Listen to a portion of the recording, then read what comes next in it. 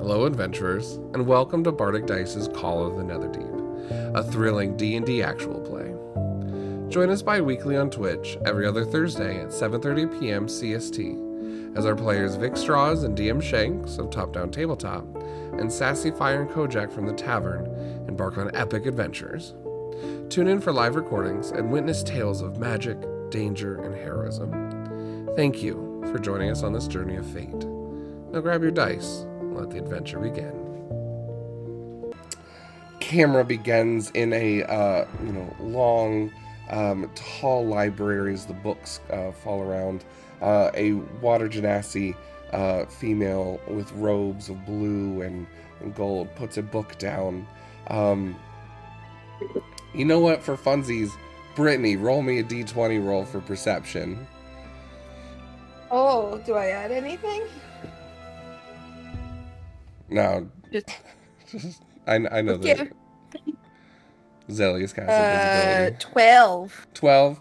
All right, it's kind of hard to see. She has some sort of symbol on her belt. Maybe in a future game we'll be able to look in and see the symbol that's on the belt. But she lays down this book here before a gnome artificer scholar who takes this quill out and a clear diamond piece. And you see him kind of hobbling a little bit this week. His eyes look a little tired and kind of snot-crusted nose, as it seems like he's still getting better from being sick. And oh man, is the conventions of wizards really get to me after we come back? But he plops up on the table. I'm so excited to get back to this story of Call of the Netherdeep, because Michael can't even do the voice of him really well. Oh my gosh, dude. Oh, it's the higher ones that get me. As he plops it open. Yeah, the gnome's not going to talk as much this week.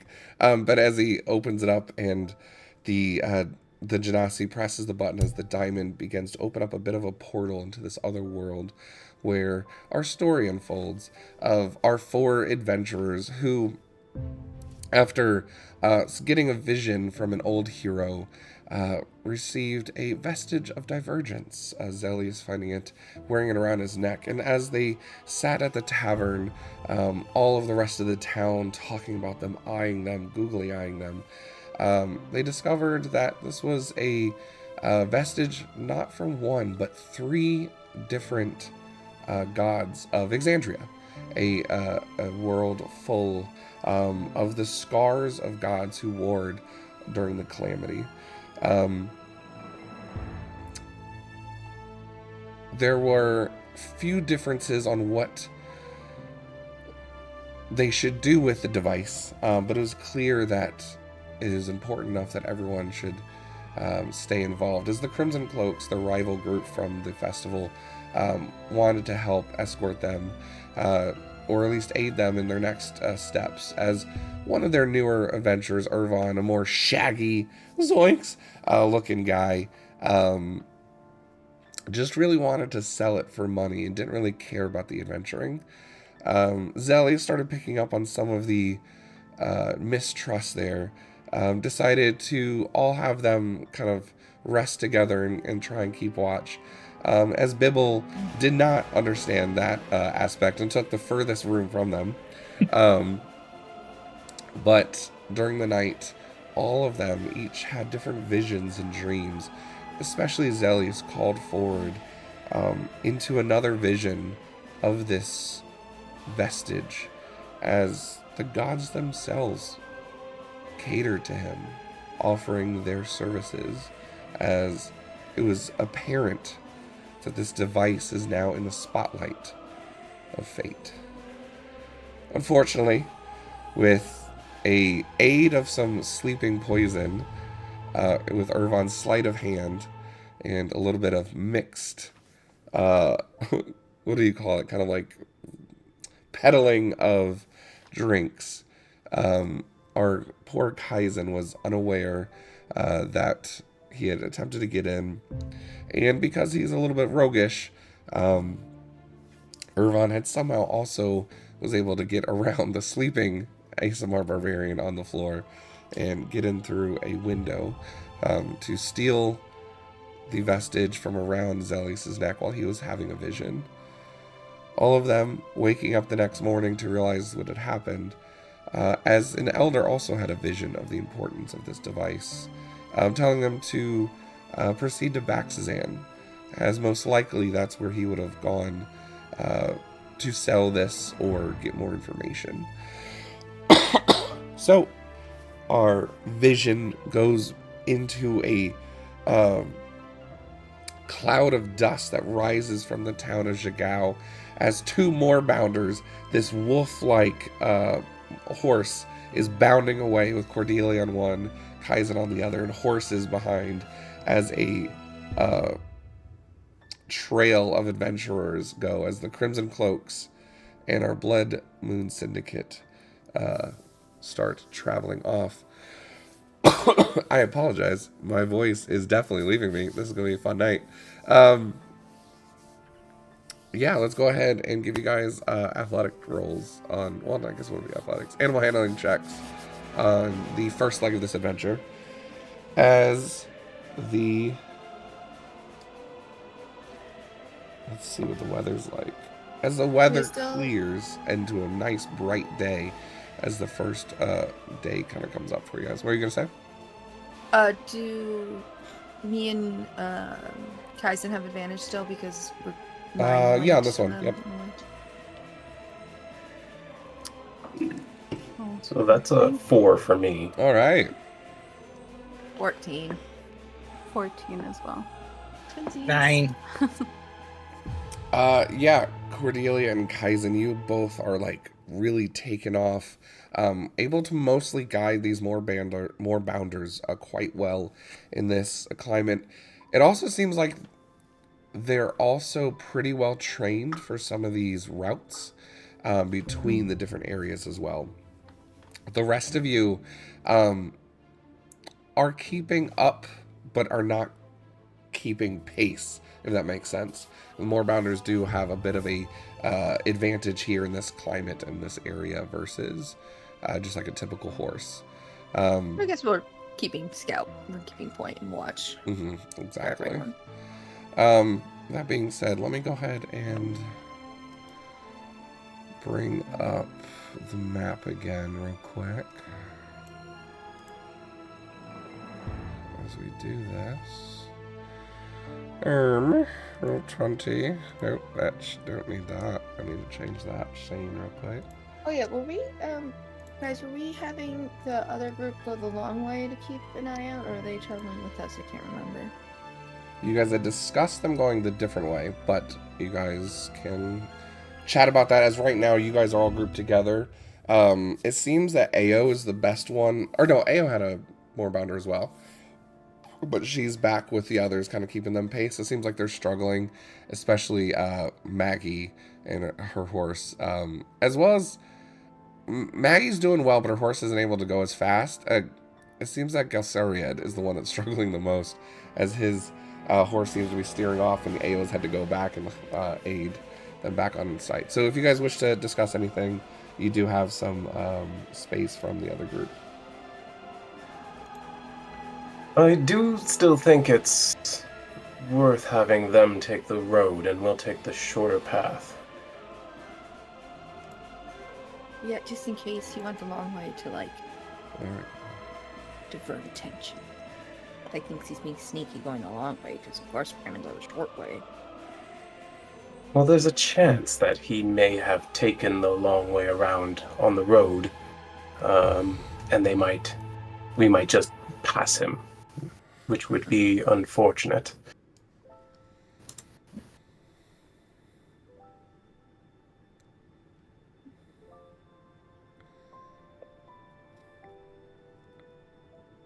Do either of you have thoughts, opinions? Should one of us go with them? Because, like, he was with them, so they might be working with him. It did seem that they were as upset by his betrayal as we were. I can't really see Maggie doing that, to be honest. No. Nor? See, what's the Genasi's name? Ayo. Ao. On what can I see Ao, she seems to be very much like wants to be a famous adventurer, and having someone steal from us seemed like a bad idea after we agreed to all work together. That would just make them the villains in our story. Yeah. Okay. I mean, you could be a villain and a famous adventurer at the same time, though, so you never know.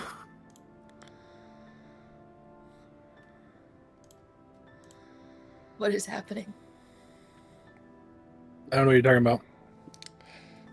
Michael did not switch over the channel redemption. Triple hydrates. Not gonna do it, guys. Not gonna drown. Sorry. Well, But yeah, as you guys are traveling forward, did you guys make a decision as you do see Ao and them kind of coming up? You do see as you're kind of coming around the first bend of this desert, and with some of the preparations that you did, you do know that when you guys were discussing the other day, so Jigao was by the coast and it follows the Apholian River. There was some talk that he might have made a run to Erzin, which is the nearest town, but that wouldn't have had any sort of larger treasure or storefronts that would be able to offer him the gold that they'd be looking for. And the Ori Watch is very stouch there. But that Baxazan, as being a very connected place to the Calamity back in the day, in the Barbed Fields, having a big, what everyone calls the Scar of the Calamity, as being a possible place there with all the temples, as well as Roshana having a lot more connections to some of the mines and the drow there. So you do know that this journey, if you were to go this way, and there's two routes, you could hug the mountainside or the riverside, would then take you to this caravan, which would be a... just making sure. Would be about a 7-day journey to the caravan here in the middle, and then another 5 to 6 day journey to either Baxazan or Roshana.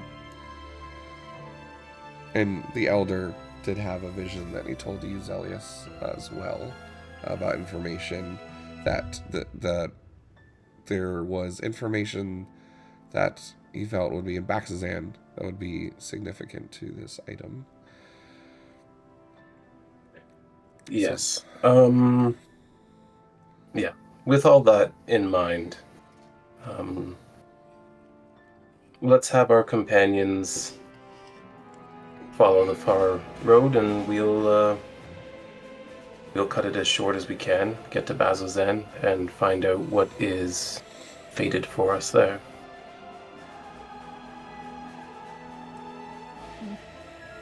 You know more about all of this than any of us, so I'll follow your lead. Ao? You see her kind of like, Gal, come on, it's just take the reins, pull on him, show him who's boss. It's not that, yeah. Oh, I'll be back. And she kind of like hits the Moorbounder's hind legs and just kind of starts bounding up near side you. She kind of like slows it down a little bit to kind of like catch up with the group. Yeah, sorry, we're not really writers. We like ships and stuff better. So yeah, what's up? Understandable completely. In fact, this is only my third time on horseback, but we'll figure it out. Yeah. Under better circumstances, I'd really like to ask more about that, but yeah, maybe one of the nights we can figure that out. Perhaps when we reach Bazzoxan, as we've come up with a stratagem. Oh, nice word. I like it. Okay, yeah, I'm down. You know what? I still feel really bad that one of my people did this, so whatever you want to do, we're game. Tell me what to do. We're on it. I was thinking that perhaps the Crimson Cloaks would continue on the main road, taking the long way around, the most likely path that Irvin took. And what we will do is we'll cut close to the mountains, arrive there sooner, perhaps, maybe get ahead of him, maybe catch him if he's trying to go cross country as well, and we'll meet up in Bazzoxan one way or the other. All right. Chase them towards you guys, yeah? That's exactly it. So do you guys want to meet up at the caravan? Or if we don't see you there, will you at least let someone know that you went through and then we'll keep going to Baxazan? I was thinking we might bypass it completely and cut closer to the hills. You just be careful. It's real dangerous after that, so it's the last like kind of respite before you go in. But I mean, you definitely can. If we end up going there, I'll definitely leave word for you. You kind of didn't realize that Dermot's been riding on the back, kind of holding Aos, and just kind of leans around. You know, it'd be good to find out if he's already been there too, if Irvon ends up stopping there as well. And he like almost lets go and just like hugs Ao a little bit tighter. That is true. That is a pretty good point. At least just check it in. I mean, if he hasn't, you can keep going. We probably need more supplies by that point anyway. I hadn't It's thought like about a that. week down there. And That's a good Galsarian point. kind of catches up as well, and Maggie's kind of a little bit behind. Have a decision been made?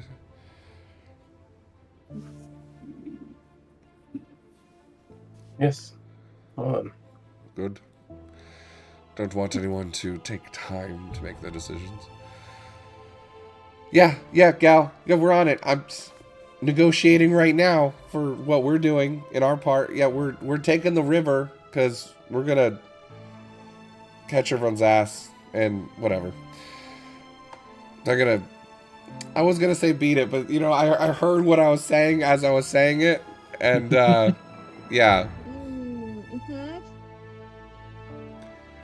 I still said it. Sorry, guys. I'm not following you. What do you mean by this? Don't worry about it. And she just like slaps the more about her, and Dermot's like, ah, she meant an innuendo.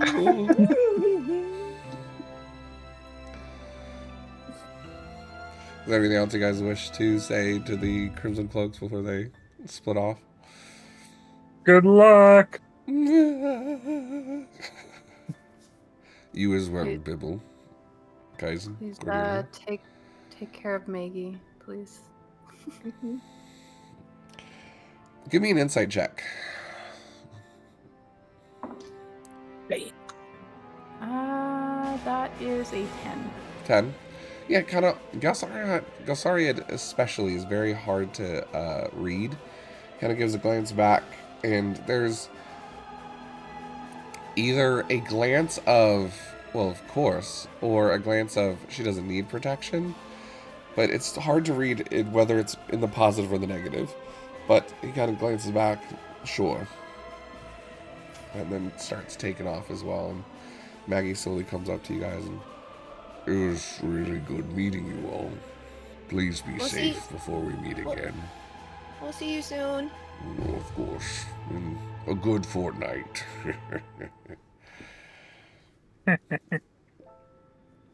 She gives you a high five, Bibble, for the laugh. Grabs you, swings you back on the... Almost fell off. Hang on. You got it. You'll get it soon enough, little one. Alright, Syndicate. Good luck. And she starts taking off, the beats of the larger horse taking off again. So yeah, we'll go ahead and get into a little bit of a travel period here. With that,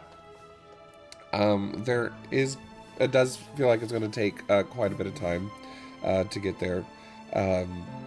You guys are planning at least wanting to stop by the caravan, or no?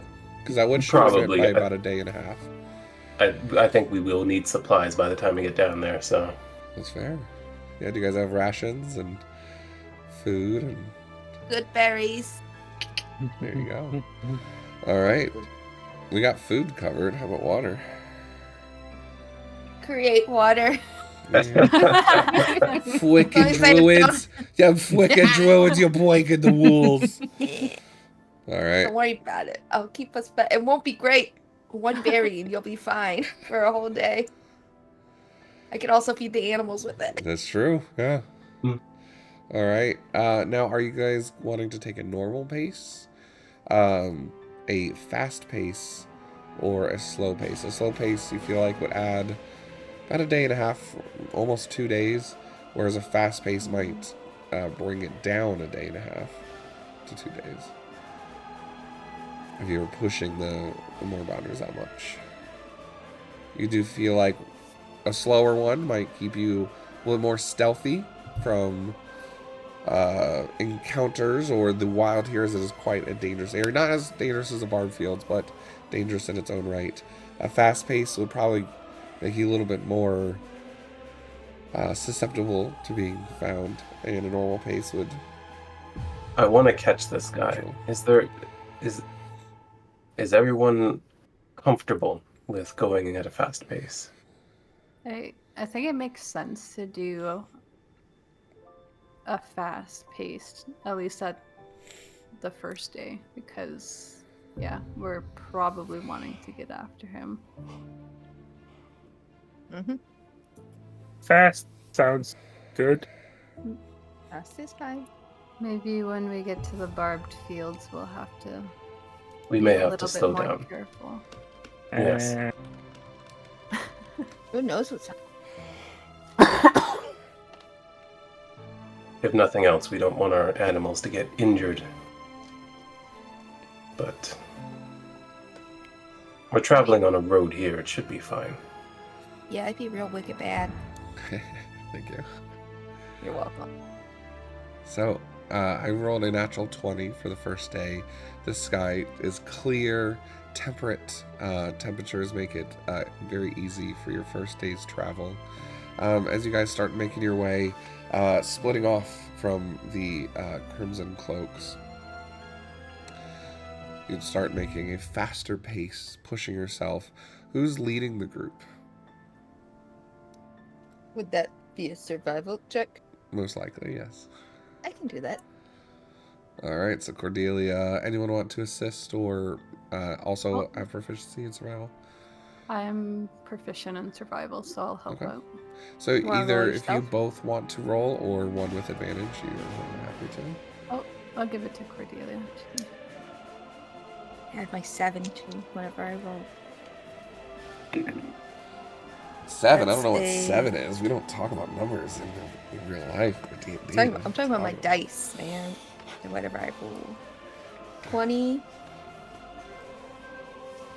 33? Oh, okay. 23? The math is hard. Sorry, I didn't see you counting. My bad. Not in person. It's a lot easier to see that in person.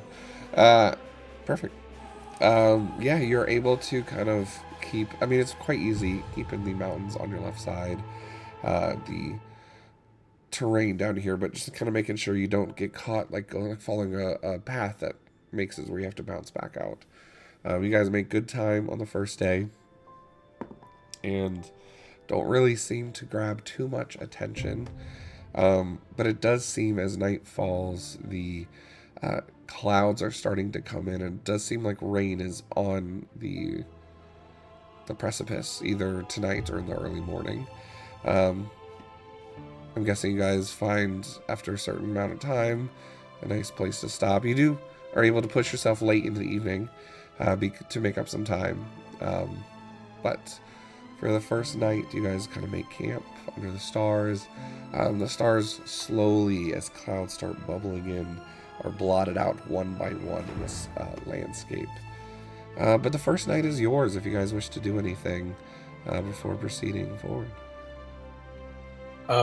Bibble's gonna work on his octopus vest. Perfect. Okay. Go ahead and give me a...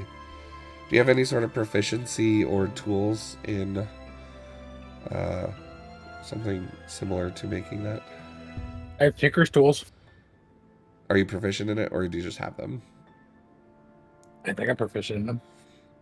I think you are too, as a gunslinger. Yeah. Mm-hmm. Yeah. Cool. Okay. Go ahead and give me a Dex check plus proficiency. Or intelligence if you want, either one. It's a 19. 19, okay. Yeah. you're able to start like slowly carving out the right template that you will need for what you're looking to make. So you do know it's going to take a couple days. You also got to dry it out and kind of like get it prepped for it and do all the stitching and things like that. But definitely getting the first part of the process down.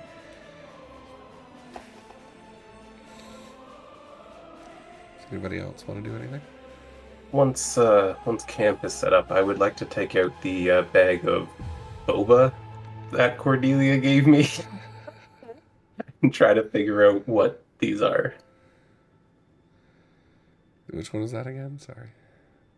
No, I'm trying Found it in the water temple. It was like the Oh. thing with the octopus. Right. Yeah. I was like, what the hell is that? Yes. Give me a second. I know what it is. Yeah. I had called them something different. That's why I didn't recognize what that was. You said they looked like boba. Nah. Yeah, you're right. I forgot I did that. Give me an Arcana check. Okay. 21. Yeah. As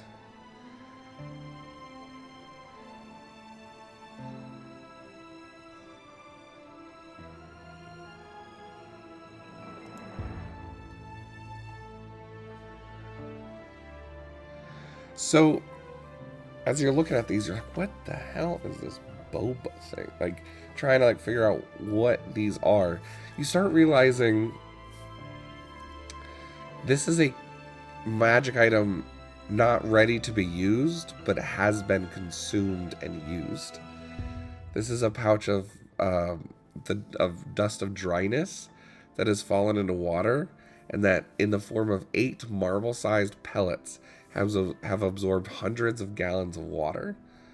So you now have in your possession 8 marble-sized pellets that if you shatter, each one on its own will release a 15-foot cube of water. Thus so ending its magic. Bro, that's cool. You said there was 8 of them? Yes. Nice. Very nice. Very Make nice, sure to very put that in nice. your sheet or notate it somewhere. Yeah. I'll always look it up if I can, but if you don't have it on somewhere, you don't have it when you go to use it. Is that a magic item in the compendium? Like in Dust of Dryness should be, yes. Oh, but not whatever this is.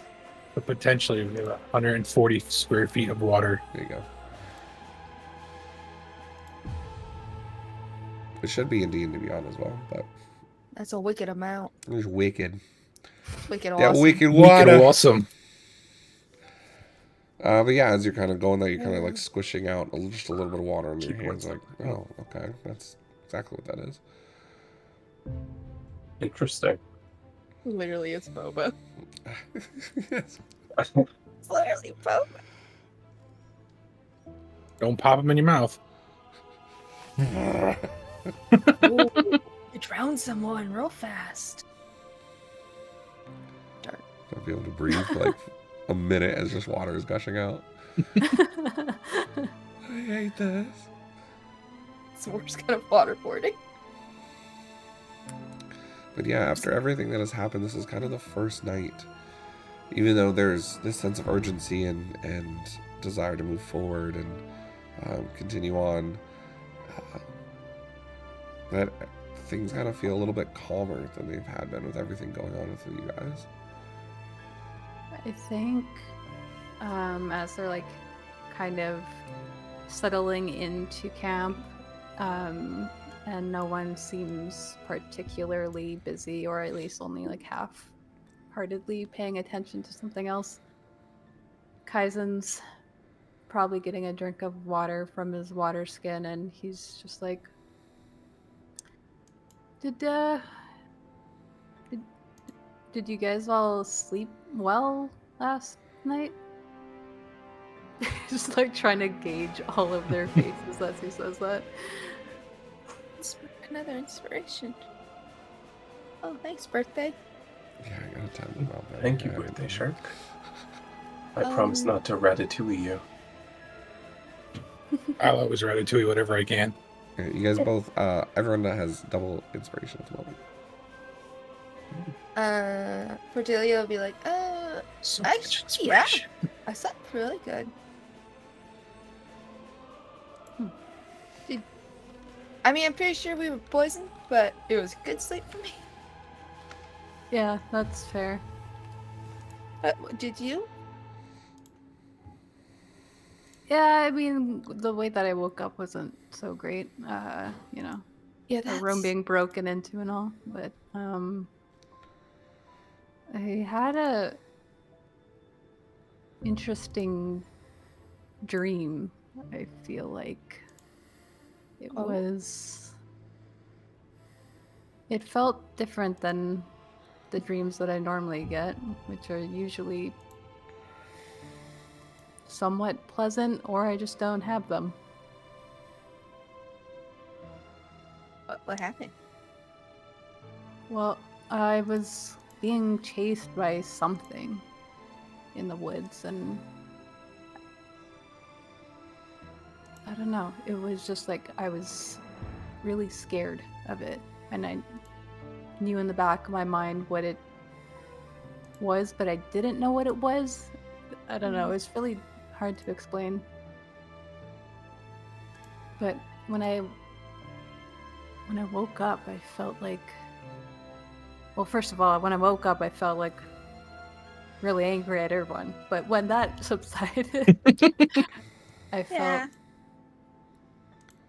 felt kind of in control in a way that I haven't in a long time. And I think that's because of all of you in some way.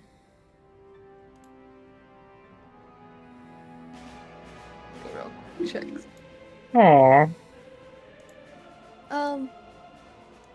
That's really sweet. But maybe you're like fighting your own personal inner demons in your dream. Is that a thing that happens?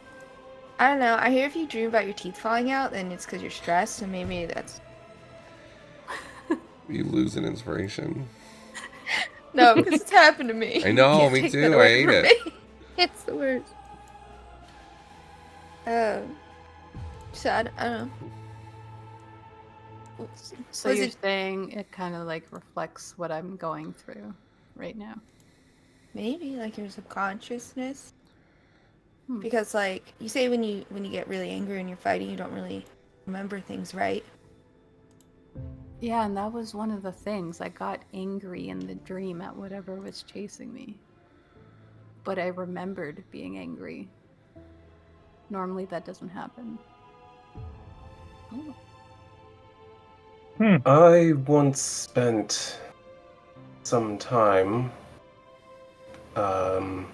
traveling with another companion who was a seer. Oh. His name was Tanzal, and he was, well, possibly the greatest man I've ever known. And he always told me that you should pay attention to your dreams, that even those without true sight can peer into the ether that is our future from time to time. And perhaps this dream was a portent of some kind. Just with the way that he phrased that, is this the first time that Kai is hearing about this guy? Yes. Kai seems a little bit put off for a second, and then it's like, oh, you never mentioned him. I didn't find an appropriate time. I guess that's fair. I haven't had any strange, crazy dreams that I brought up, so if that is what triggered me bringing this person up. It is, and it's not that he has not been on my mind at other times, but it is complicated. Kai glances at the other two for a second, and then back at Zell, and then says, like, romantically? Delia's like the way it was with the other group. Is messy. Sorry, I just want to clarify. Kai asked, even if it was romantic. Yep. You guys just see Bibble hiding in his shell.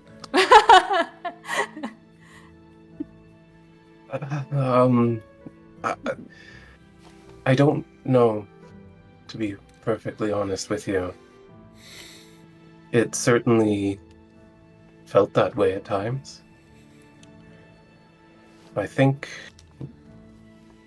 maybe I hope, that in his heart he saw me parting ways down the line. And because of that, we never got any closer than we did. Oh gosh, that must be horrible being an oracle and knowing who's gonna stay in your life and who's gonna leave. Yes. Many things about his gift are difficult to live with. Much like mine. But He's still alive? I hope so. I would like to see him again one day. Oh. You didn't part on bad terms then? No. One morning, we awoke and left our tent and saw that Bardicdice was in the sky next to the sun as it rose. And he told me that the day has come and it's time for me to leave. Whoa, that must have sucked for you. I'm sorry to make you dig it up like that. It was fortunate I hadn't done my makeup yet.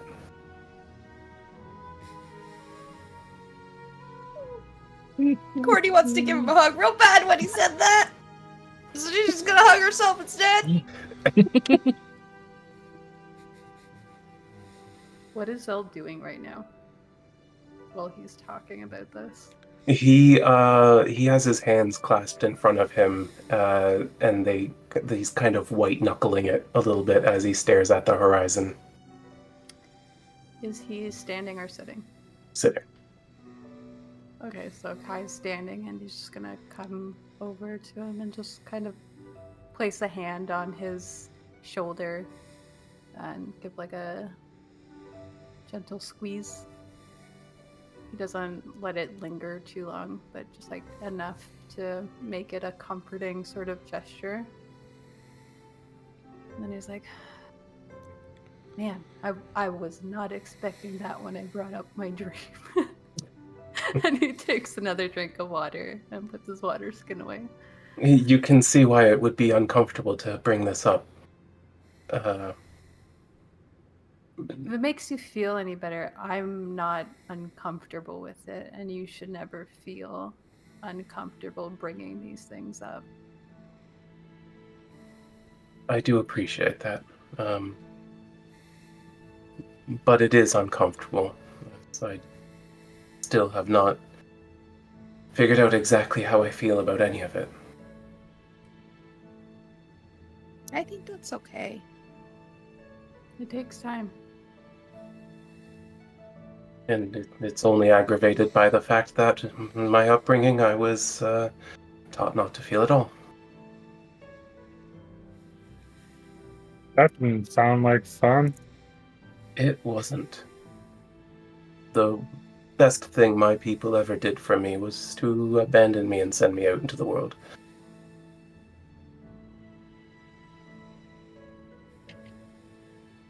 But it's a scary place without guidance, without support. But to reflect something you expressed a moment ago, I do feel supported now. Good, because you are.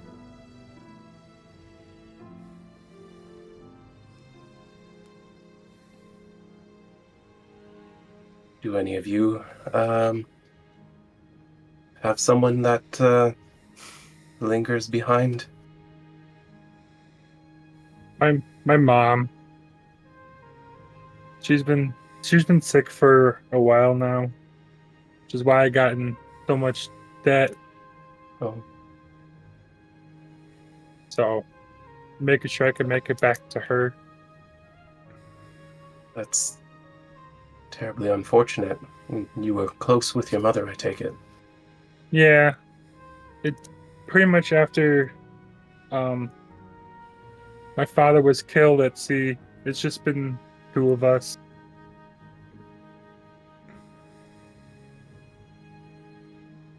Where is she? She's back at our home village, Dark Tau. Oh. You guys Had actually she- flew over on your airship ride, Mm-hmm. heading to Netherdeep. And was has that? she recovered somewhat from her illness? For the most part, but before I left, I made sure our neighbors would keep an eye on her, just kind of help her out with groceries and stuff. I left them with what little money I had left.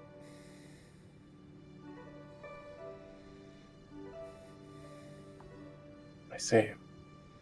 Well, once debts are cleared, perhaps we can send her more support. Yeah, just I'm always keeping an eye out for the guy that killed my father. I know he's around here somewhere.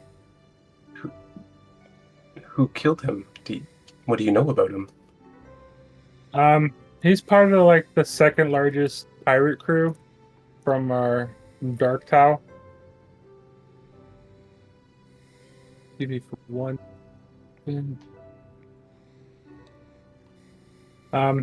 His name's Bim, and he's kind of big around our town, but he's mostly got so big from backstabbing everybody else.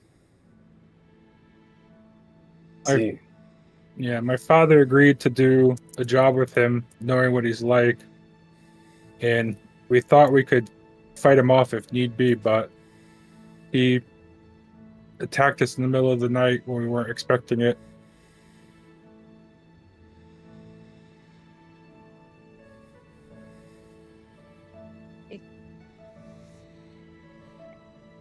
So Is he a turtle like you, or is he? no, he's human. It kind of what's the word I'm thinking of? Kind of forced my dislike for humans a little bit more. They're not very trustworthy, as you can see with our medallion being stolen by a human. Wow. they aren't all like that. Though many are. Well, I'll tell you when I find one that changes my mind.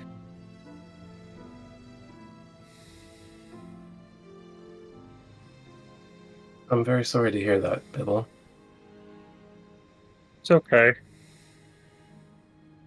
It's been a while now since then, so What are you planning on doing when you find this guy? he's gonna know what the end of a black powder pistol tastes like. So yeah, pretty much revenge driving me right now. Yes, and it'll take him a long time to get that metallic taste out of his mouth. Pretty much a lifetime.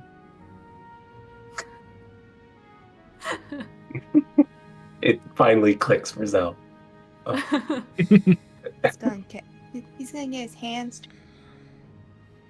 I don't like that.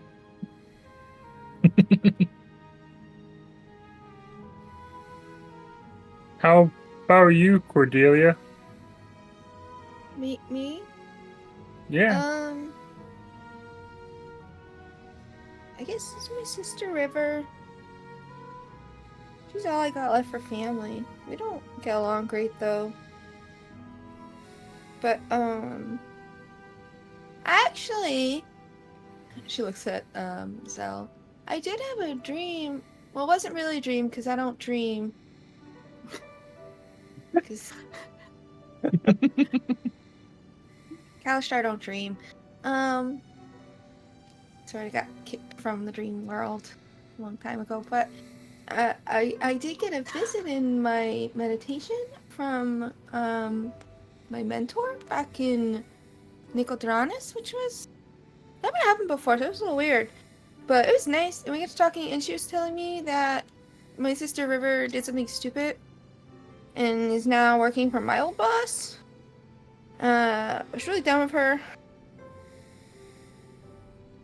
But I think she realized that she made a mistake, and now I gotta figure out how to get her out of that.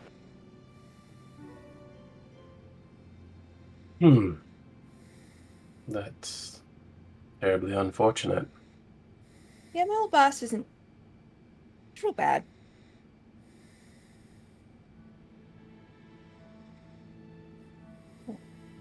Getting wrapped up in a career like that, if you can call it such a thing,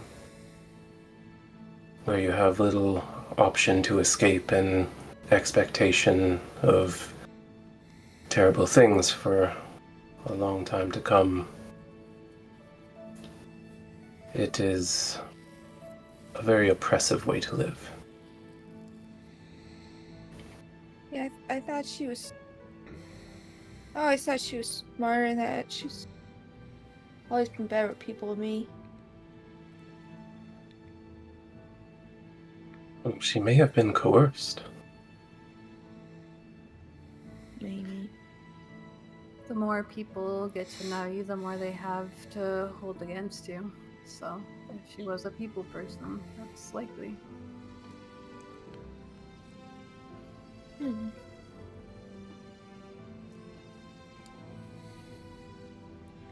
Perhaps Granny can help her out once we're done with all of this. Yeah. That's a good idea. I should...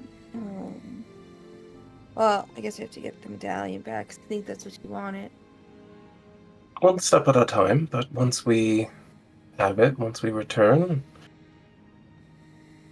even if she considers it a new debt, it might be better for the four of us to bear it rather than her.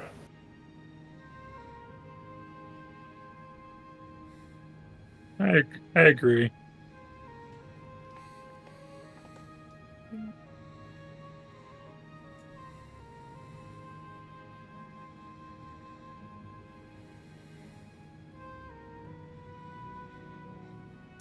Does the conversation wrap up, or anybody else have something to say? Zell's looking at Kai.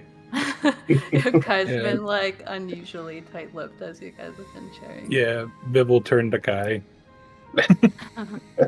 We all bared our souls. I guess that's fair. Give and take. Yeah, I mean, I have a lot of people who mean a lot of things to me. I don't know my birth parents, but my adopted parents were amazing people, and he looks at Bibble, and my adopted father is the most amazing, supportive human that I've ever met. Ooh. I think you would like him, but he looks at Zell and then seems to weigh his next words carefully and then says, I also have someone of a romantic nature that I left behind. Not as sudden, I guess, of a upheaval like you, being blindsided by it. It was a choice I made. I thought I was doing the right thing by leaving this person that could have been something. Because I was afraid that if I stayed, that they might get caught up in, well, you've seen me at my worst. There's a lot more to it than that, and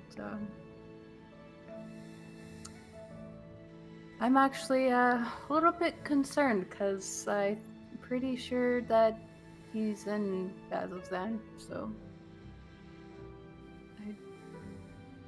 How did he feel about your parting? Knowing him, he was sad for a bit, and then I don't know. I always got the sense that he could never really stay mad at me, so. But you don't know? Well, I kind of, after telling him that I needed to leave, I didn't really go back. I actually met you not too long after.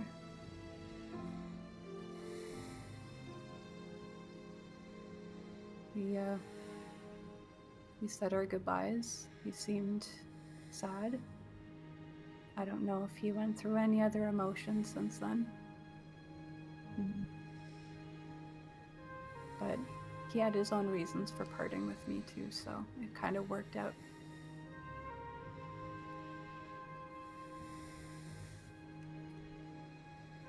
What? That is... No, go ahead. That is unfortunately just how it goes sometimes. You come to a fork in the road and one must go left and one must go right.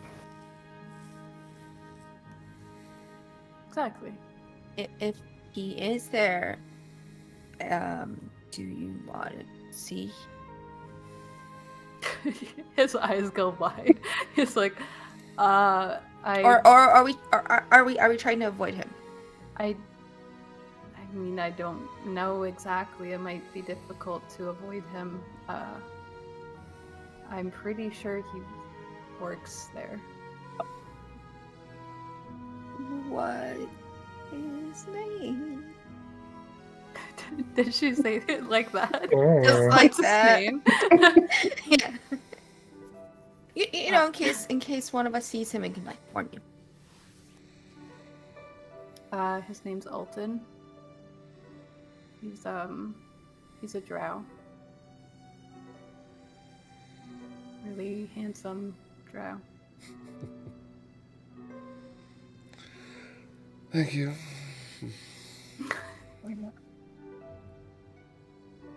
We heard a voice in the corner. It's like right behind us. I've been trying to stay really quiet, but every time you guys like bring up a different NPC, I'm like already like jumping into their mindset and.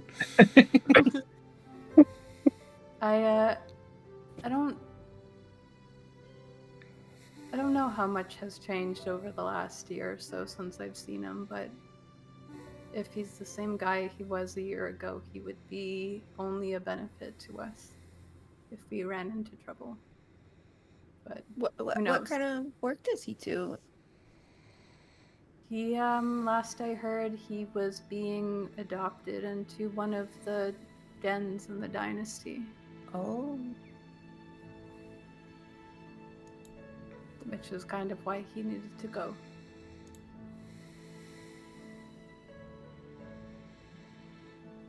That would be a useful person to know, and has it been? If he's not angry at me.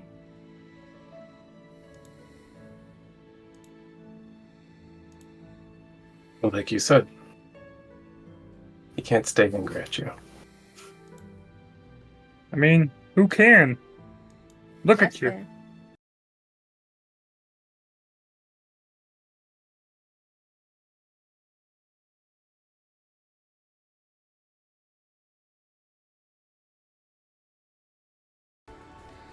Well, as we jump back into our wonderful world of Exandria, the Critical Role world built by Matt Mercer, which, just putting that out there for all you little Easter egg Fates Apart people, exists as a multiverse out there in the Fates Apart world. Matt Mercer's world is one multiverse, mine's another.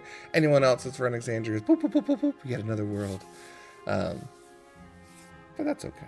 In another world, in another mind, another story.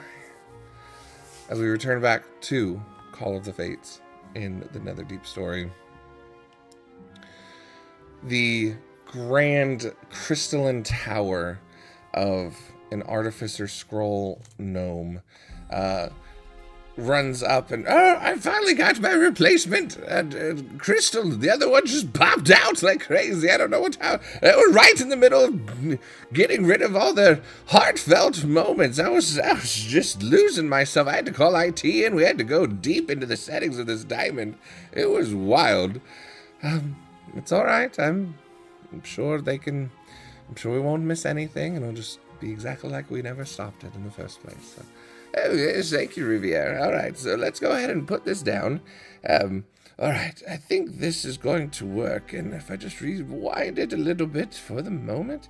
Yes, and as he begins to cast his magic, his eyes glow, and the whirring of the diamond begins to post and rotate as a bit of a, almost like a vortex in the middle of the diamond begins to show. And his vision as his hand hits a feather and starts writing. A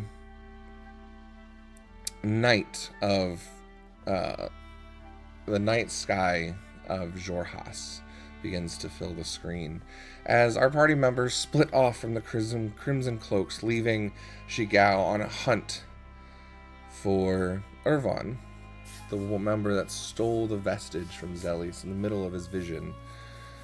The other characters and them splitting off to find their way on the first day of travel, just trying to catch up. Did not find any trail of him, any sign of him, though they are booking on some more bounders for the most part.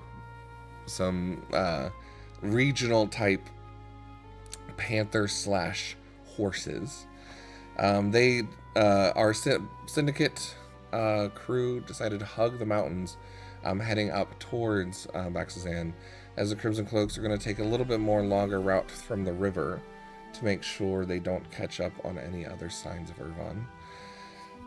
Our crew, taking some time to find some rest on the first night, found a very safe kind of location to set up camp, and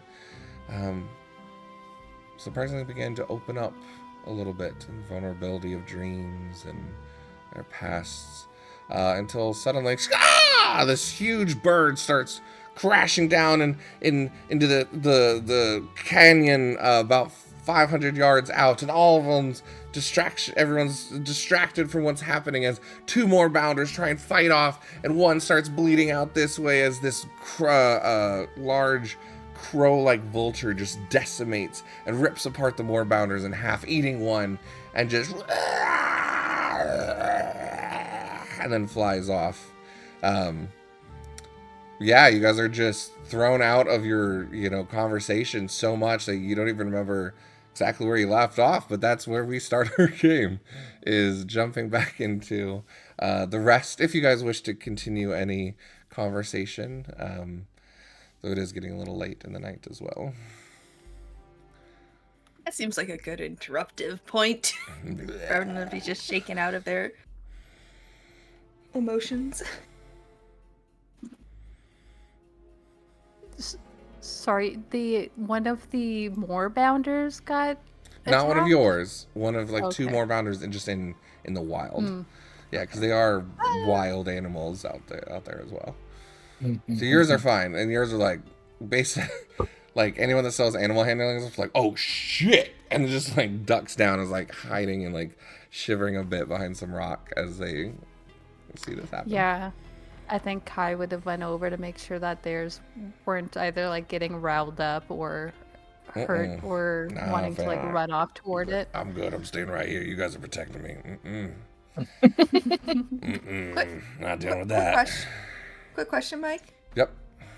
What's the CR rating on a moorbounder? I don't know. You want to know? I was wondering if I could turn into one. Oh, for the sake of mechanics. Okay. For the sake of Hold, mechanics. please. Can I turn into one? What's your CR level? That's a great question. You figured that one out. It's not high. Half? Half. Half a CR. Okay. You feel like you would not be able to currently. You would most likely be able to eventually turn into one. Level 8. You only get CR1. Probably. No. You can potentially work on that.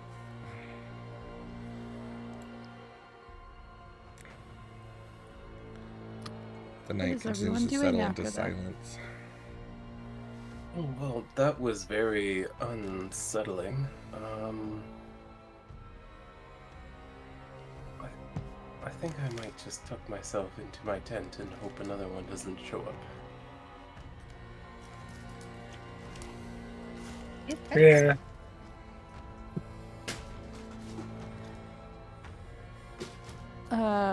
Ooh, I imagine we'll want to take turns doing a watch through the night. Oh, of course. Okay. Almost how he has not do Like- watch. I can go first. if you Mike want. doesn't want us to. Is that what you just said? Well, what about 5? Oh. Are you sure? Oh, go ahead. I have to be up early to do my makeup and everything anyway. Why don't I take the final watch? Who wants to go second? I'll go second. I go Alright. third. And Kai will just kind of set himself up to keep an eye out while they sleep then. Okay.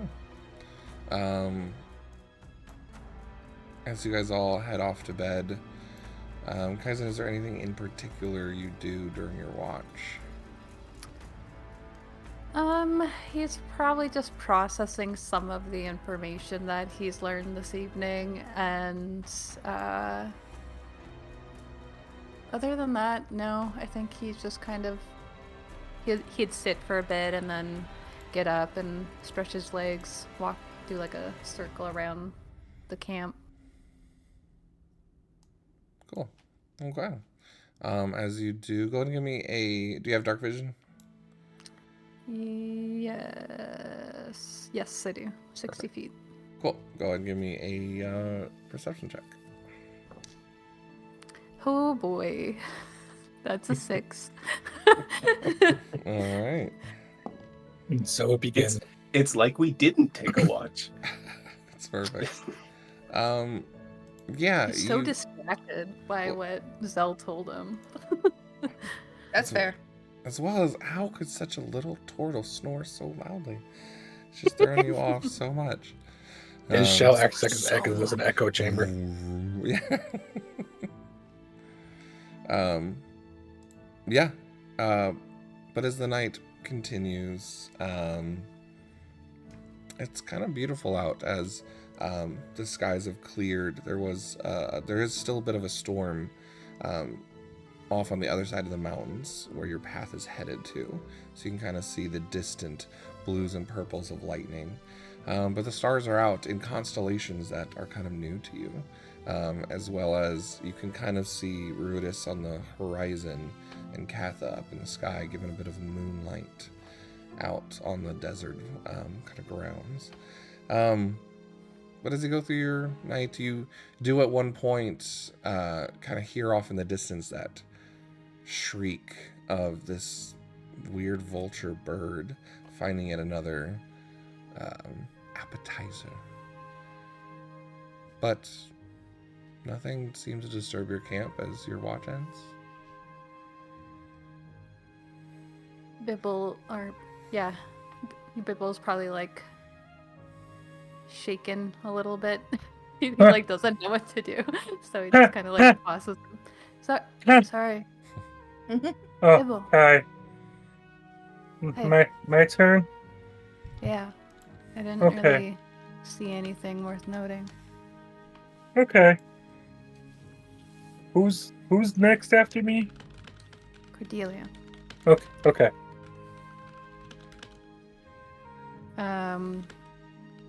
I don't think. Do I even have a tent? I might just go and lay on the ground on a bedroll. Bedroll. Fair enough. I don't have a tent. All right, Bibble, as you kind of get up for your shift, you can see the clouds slowly kind of just rolling over the mountains on the distance, and kind of just hear just the long, able thunder in the distance. But is there anything you do during your watch? Well, I have dark vision, so I don't leave the light of fire. Okay. But yeah, anything specific you want to do, or are you just kind of just being on watch? I'm just kind of doing circles around the pit. Cool. Kind of slowly, just kind of making a little bit of a path and indent. Yeah. Yeah, perfect. Go ahead and give me a perception check with disadvantage. You said because you don't have dark vision, right? Correct. Advantage perception.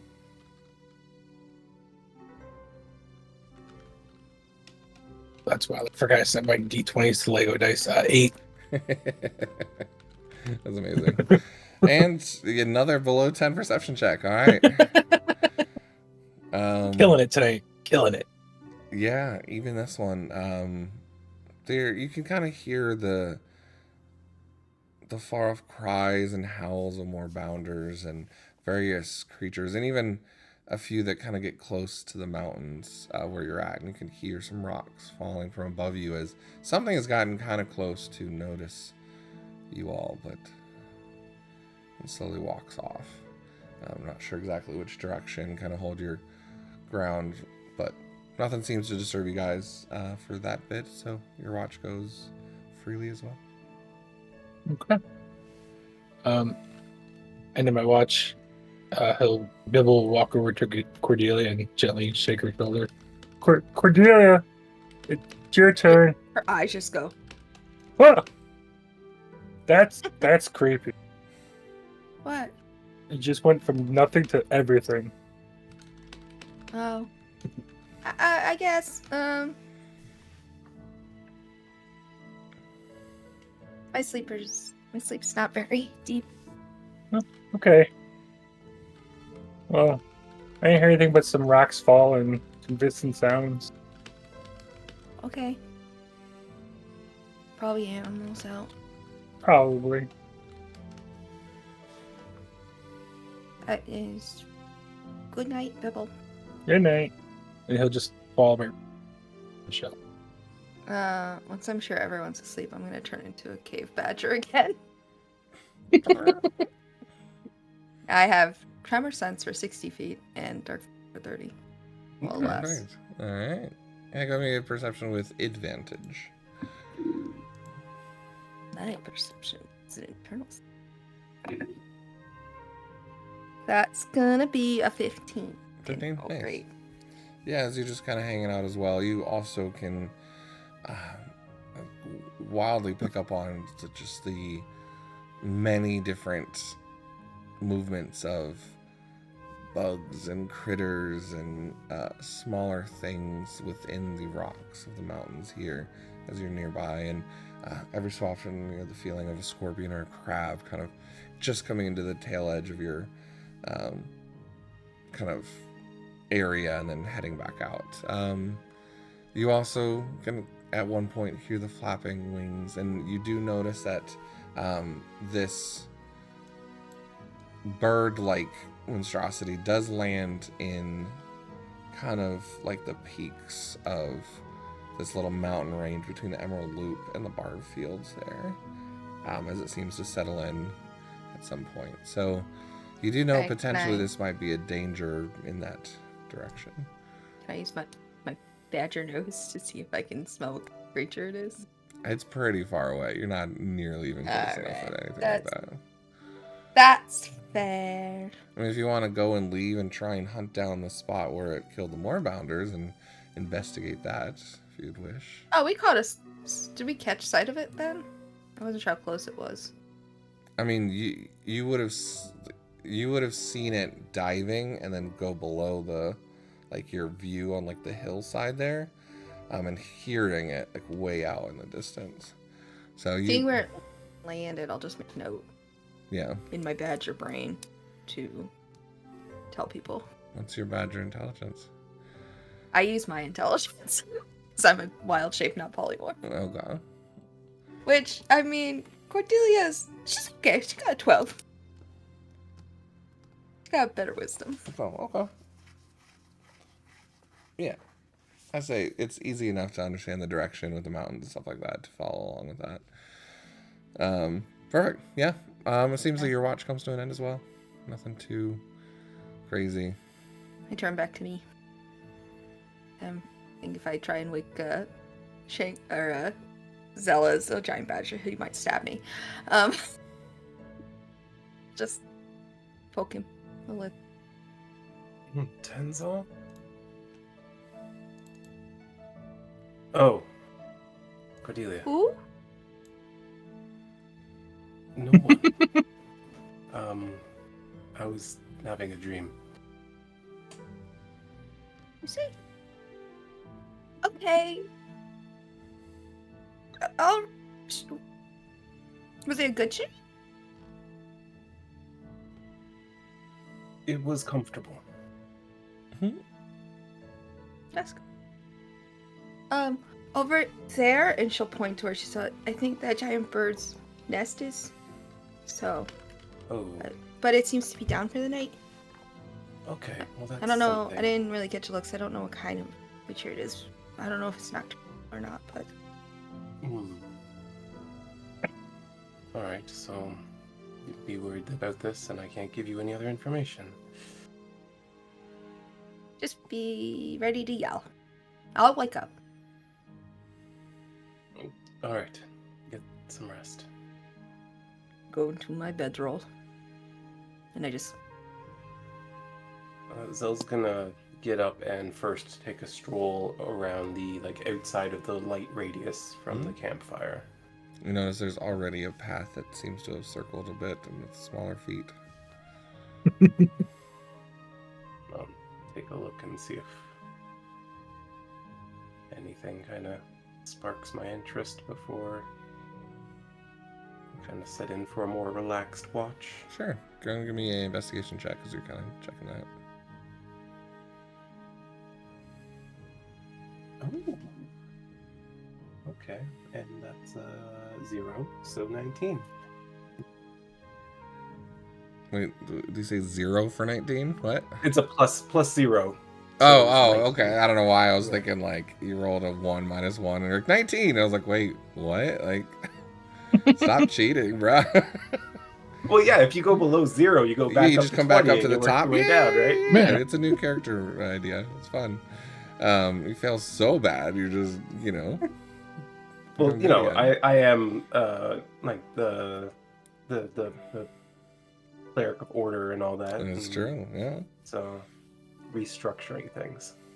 Yeah, no, as you are kind of checking this out, there doesn't seem to be too much that you notice. There is a one spot you kind of notice the footprint or trail of a scorpion that's kind of you can just see heading under a little bush rock setting. Normal sized one? Normal sized one for this one. Okay. But you do know there are much larger sized ones out here. That's why I asked. Mm-hmm. Okay. Well, if everything seems on the level, then he will kind of take a seat next to where his bedroll was and, keep an eye out on things as he starts applying his makeup. Perfect. Go ahead and give me a perception check when I do that. Do you have dark vision? I do. Okay, just normal. And that's a 5. 5, all right. As you are perfectly getting yourself ready for the day. Oh, sorry. I misspoke. It's a 6. Oh, well, that changes everything. Thank you.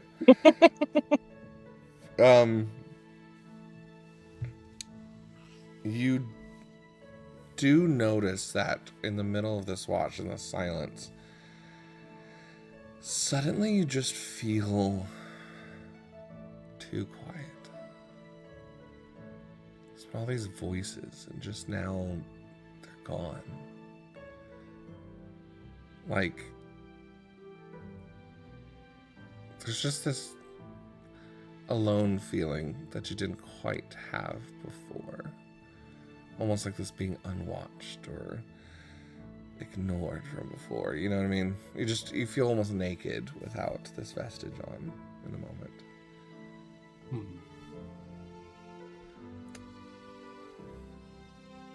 I do wish I could commune with Coralon on this. And that thought gets broken up as you were kind of distracted a bit, and this wagon had gotten a lot closer to the camp before you'd realized, as kind of bumbling through in the early mornings, a covered wagon with a half-orc just kind of riding by. He's got his hat down low and just kind of gives you just a bit of a nod. It's just kind of like not disturbing you, just heading through, and doesn't even say anything, just kind of starts riding. It's just kind of pushing through with some horses in the front. He kind of jumps and he's like, oh. He kind of does his hat, and it looks like he doesn't want nothing to do with you guys, and they're pushing past. But you do know this path and the others are fairly well known, so it's not out of the super ordinary for this to occur either. It's weird for him to be driving a wagon in the dark, though. I mean, it is the early points of the morning, like it's just before sunrise, you know what I mean? So Yeah, you know, you're the hour before sunrise, essentially. So maybe he's getting a head start on beating the heat or the sun, or he's in a hurry, you're not sure. Can I just ask a question for my immersion? Sure. Was he wearing a cowboy hat? He did say he was wearing a hat. Was it cowboy hat? It was not a cowboy hat. It was more of a shade of a farmer's hat.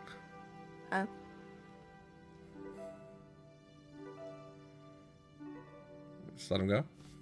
I don't know him, and I don't have any reason to engage with him.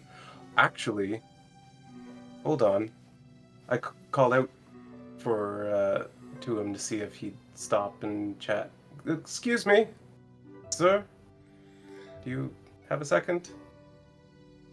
He's kind of like just passing midpoint, and there's just enough of a slowdown that you got like a phrase in to see if it's enough to persuade him to stop.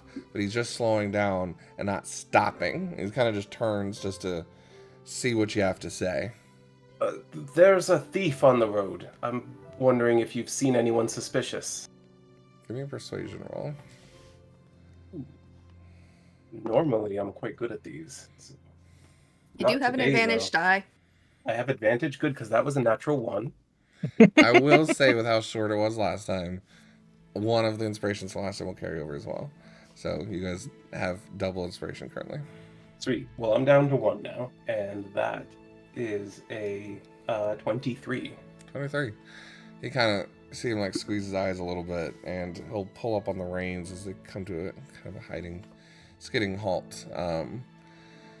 You see him look back into the cart for a second and kind of slap the wood a little bit, but he'll jump off his horse, and it seems like he's coming to you instead of like letting you come up to the wagon or anything. Just you see a bit of a short sword on his hilt and a dagger on the other. Almost, I wouldn't really say crazy armor, but just leather, normal, simple leather armor. You say there's a thief out on the road.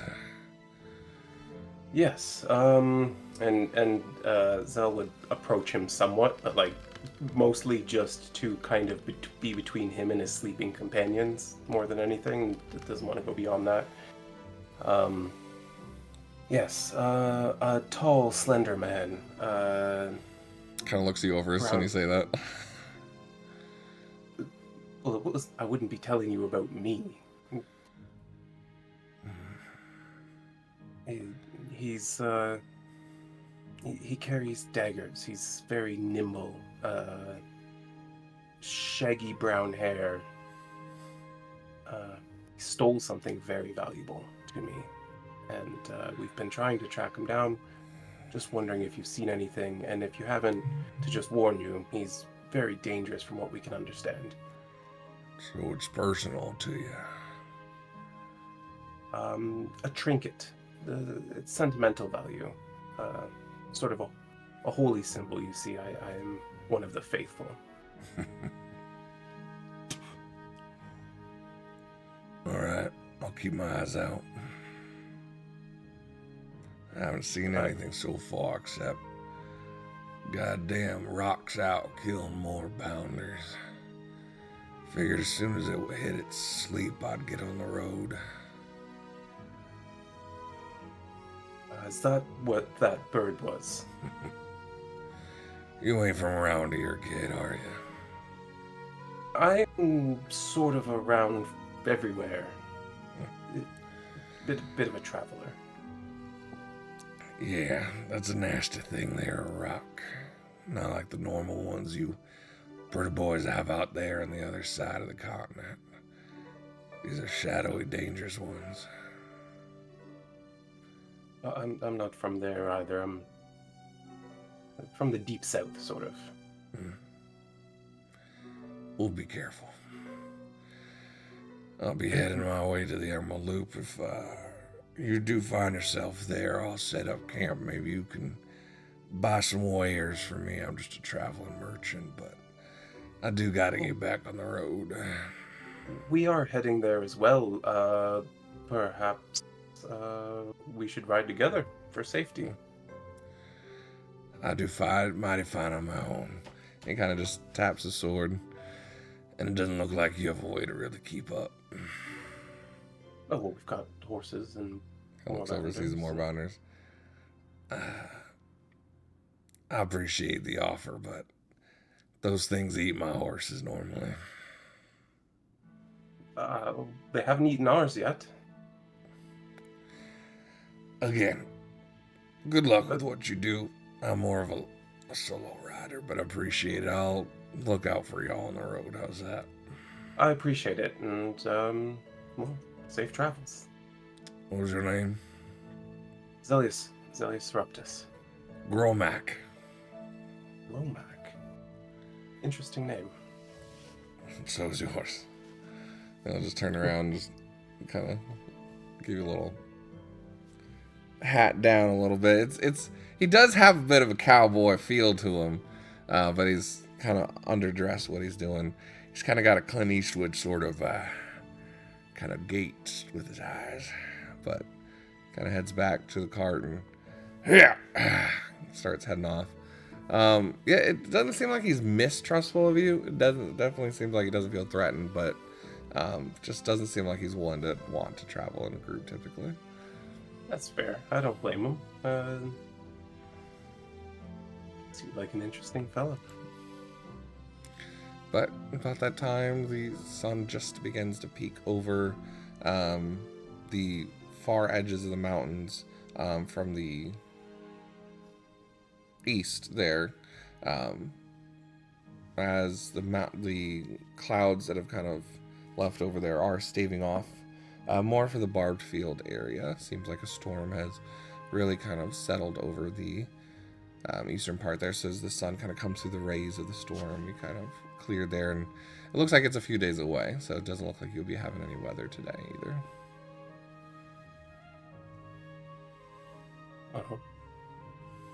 Good morning, everyone.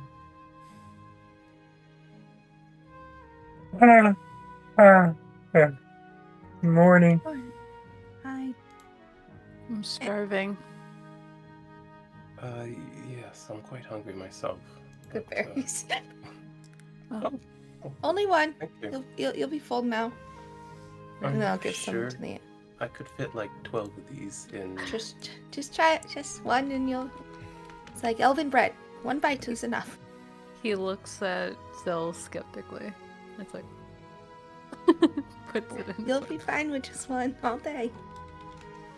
You won't go hungry. He swallows it whole. It's not satisfying, but it's filling. That actually sits quite nicely in there. And I'll pop the red because I get like 10. I'll make sure the animals each get one too. So animal handling check. We get advantage for linking minds again. If you actually link minds with them. Don't be silly, Mike. Of course I do. Of course she's linking minds with it. 19. For doing one Animal for each? handling. Yeah. Yeah, I figure the horses probably won't be a problem, but the more bounders gonna be like, what the fuck? Mm-hmm. I'll be like, this way you won't eat the horses. And the second one? Oh, a second. Yeah, one for each. 16. 16, okay. Yeah, they kind of like shake everything off and kind of like bristle for a second and then calm down as they kind of look, and you actually see like the same sort of response in one of their eyes of like, really, you think that's gonna be enough? And kind of one licks it up and like one kind of chomp and just spits it back out. You do know from what you're told that they like to eat meat, raw meat specifically. Yes, well. You can't have my raw meat. So the other one's kind of sniffing around, trying to like nuzzle you, looking for food now that you've offered one. And Do we have? I mean, does jerky count as raw meat? Or because it's cooked, it's not? Kind of. I don't know what kind of meat we got. I mean, they probably eat it, but you don't. I'm not sure what it would count as that. We're gonna let them find something to kill. Do you let them go out and hunt? Are you gonna hunt for them? What are the plans on that? Or are you just gonna try and not feed them? No. I think Kai's like, I don't think. I mean, they're probably used to hunting for their own food, right? Could probably just take them out there somewhere, and he kind of looks over to the field. I'll mind link with mine. Be like, you want to go hunting and then come back in like a little bit? How does that work again? I gotta reread. They just have to. You have it. You I don't know. I don't read it all the time. You can speak telepathically to any creature within 40 feet. You don't need to share a language. But the creature must be able to understand at least one, so it understands its own. You let me use it. Yeah, this is a lot more direct. I still think it counts. It's enough to get the like, go gist. hunt and come back. Yeah. Hunt, return. Go Hunt, give return. me one last animal handling check, just for the sake of understanding full commands. 17. Sure. Okay. I have a +5 to it, so. Yeah, they kind of grunt and growl to each other for a second as they both take off in just a cloud of dust, leaving you guys coughing it up a bit. As suddenly you just see a flock of these crows just go flying up as they devour about a quarter of them, devastating them in the fields. Within about 20-30 minutes, they're coming back just covered in feathers and crow blood, and they found their fill. So great, we RP'd What that out. nuzzles up against you in like gratitude. Knit. Perfect. Okay, let's. Figured we use that time to clean camp and go. Cool. For this so, day, oh, go ahead. While you were all sleeping, I should feel like I should tell you that I somehow managed to let a wagon sneak up on me. I'm really not sure how that happened, to be honest, and I'm a little embarrassed about it. Were you putting your makeup on? Well, actually, I was finished by that point, but Okay. there was sort of an eerie feeling that came over me, and I got lost in thought. And But anyway, this gentleman rode by. I spoke to him a little bit. He said he was a merchant heading to the Emerald Loop, and that he'd look for us there. I told him we were looking for a thief on the road, and let us know if he sees him.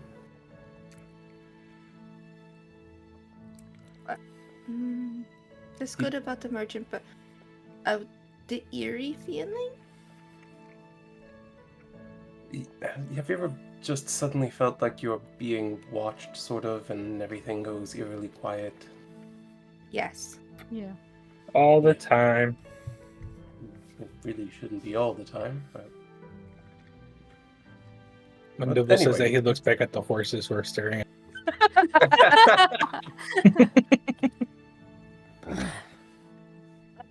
Why do they look at you like that? I don't know. Do horses eat turtles? No, they eat grass. Maybe it's because he's green. Corner. Maybe it's Can you your just pants. wave back and forth as though you were a blade of grass? Yeah. That's strange. But anyway, I just wanted to let you know that occurred. Seems this road is well traveled, and he seemed dangerous, to be honest. Well, he must Interesting. be tough to do this on his own. Yeah, if he was alone, then that says a lot. Yes, I offered to travel together with him, and he said he wanted to travel alone. Well, we are strangers. Maybe he thought we'd try and steal from him. Yeah, I suppose. Oh, by the way, and I'll tell them where I spotted the rock nesting so we can avoid it when we're driving. Or riding our horses in moorbounders. Yes, we should give that a wide berth. He said they were called rocks. Do I know what a rock is?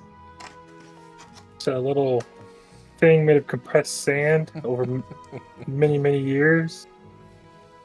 I'm just Give me gonna go into your a office. nature check. Oh, okay. Does a 12. You've heard of a Vrock. I'm not sure, maybe it was his accent. Vera? Mm-hmm. What's a Vera? You, from what you know, it's a bit of a hybrid of a humanoid and a vulture. They are... Would you get a 12? Face! No, thank you. Face. Help me. You get the feeling like, from what you've heard, they're more cursed creatures. But you don't know much more beyond that, and you're not sure the difference in regional Vrocks. Wide burst. But you definitely know they like humanoid flesh and anything moving. Who doesn't? Oh, you mean to eat? Good thing none of us are human. That's true. Humanoid. I mean, I did the moorbounder, so maybe it's not the same. Maybe I'm thinking wrong thing. Or maybe they just eat moorbounders out here. Oh, Vix, that is a weird gif. Girl! Girl! No! But I felt uncomfortable, so I had to make everyone else uncomfortable with me. I hate it! Amazing. That's a Brock. That's... I hate it. We're gonna move. Change scene. Alright. Keep going. As you guys are bounding away on the moorbounders, having a thought of what a Vrock could be. Who is taking the lead? on trying to stay on route? I think I think- Cordelia and Kai were doing that before. Yeah, the best survivalists.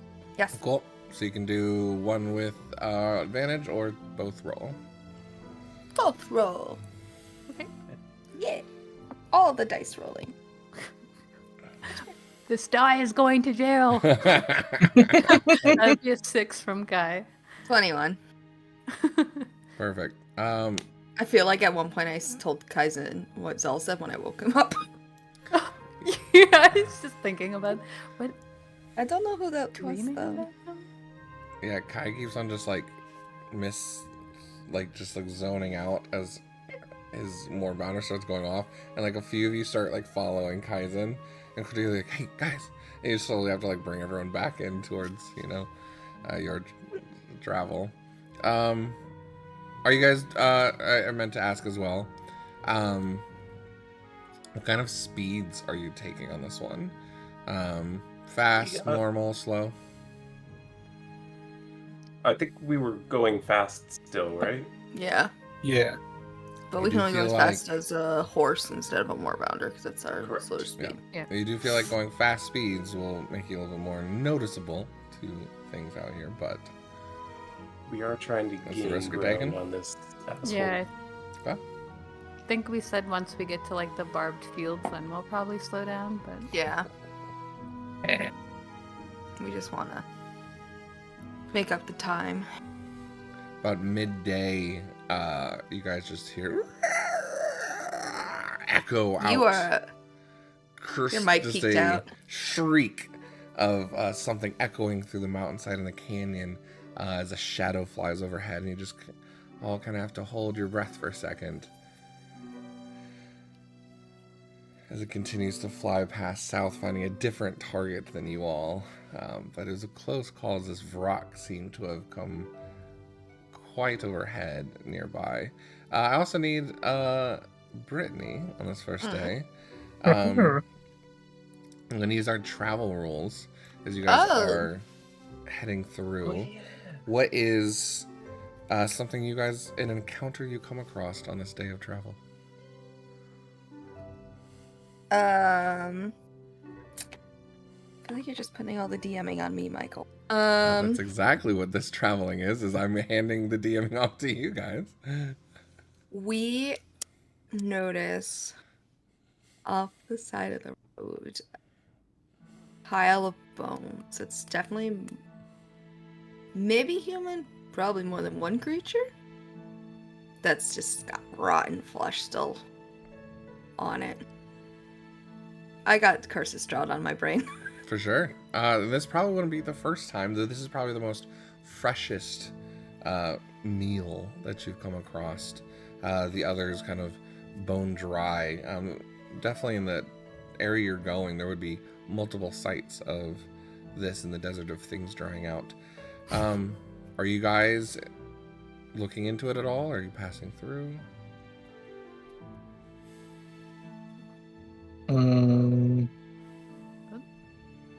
that I doesn't mean- look good. Bill kind of wants to look through it. But he won't stop if nobody else stops. I'll leave that up to the side. Cordelius can take it or leave it. I think whatever did that is likely to be around here. We should maybe continue on. Kai looked back at Bibble and is like, there might be something good on them though. Shiny. All right, Jumping. be quick about it then, and I'll watch out for danger. Okay. Bibble will ride over to the pile of bones and jump off the horse. Okay. So I'd like to everyone watch will for need to do danger. some sort of skill check to determine how successful or not this is. So Bibble, you're investigating the corpses, Yeah. correct? Okay, give me an investigation check. Cool. I'm good at those. This will be a rolling skill check to see how well you guys succeed or not as a group and what the outcome of all this would be. Kai is gonna circle around him just in case like something is amiss with these bones. So are you focusing on the bones or something else that might attack him? Something with the bones, The definitely. bones, specific. All right. Give me investigation as well, or perception. Actually, either one. So you're a little bit more distanced. Cordelia's gonna try and figure out what might have killed this was. Okay. Give me a nature check. 15. Nature or medicine? Hold on to 14. your numbers for now. Either nature or medicine, and then I'll come back to you. And yeah, I'm gonna just watch for potential threats that might be incoming while we're stopped here. So have you do perception then. So Bibble, yours was investigation. 14. 14. Okay. Kaizen. 15 for 15. perception. Perception. Cordelia, medicine or nature. Medicine 19. So you're more looking at the ones that have been injured, right? Mm-hmm. Okay. And Zelius. 11. 11. Nice. 3 successes, 1 failure. As you all go through this. And Bibble, what you notice is that these are... Actually, Cordelia, you more are the one that... I mean, all of you can see this, but Cordelia, you can notice. It's a pile of Aura Watch members. Oh. You notice it by the armor. It seems like some sort of patrol that had come out here. And there's black ichor that drips from some of these bones and has burned through some of the armor. So you get the idea that some sort of fiendish entity had somehow attacked them and overwhelmed them. As you can also find feathers and spiked broken nails of like pieces of like something slashing down at them. Investigation check, you notice a lot of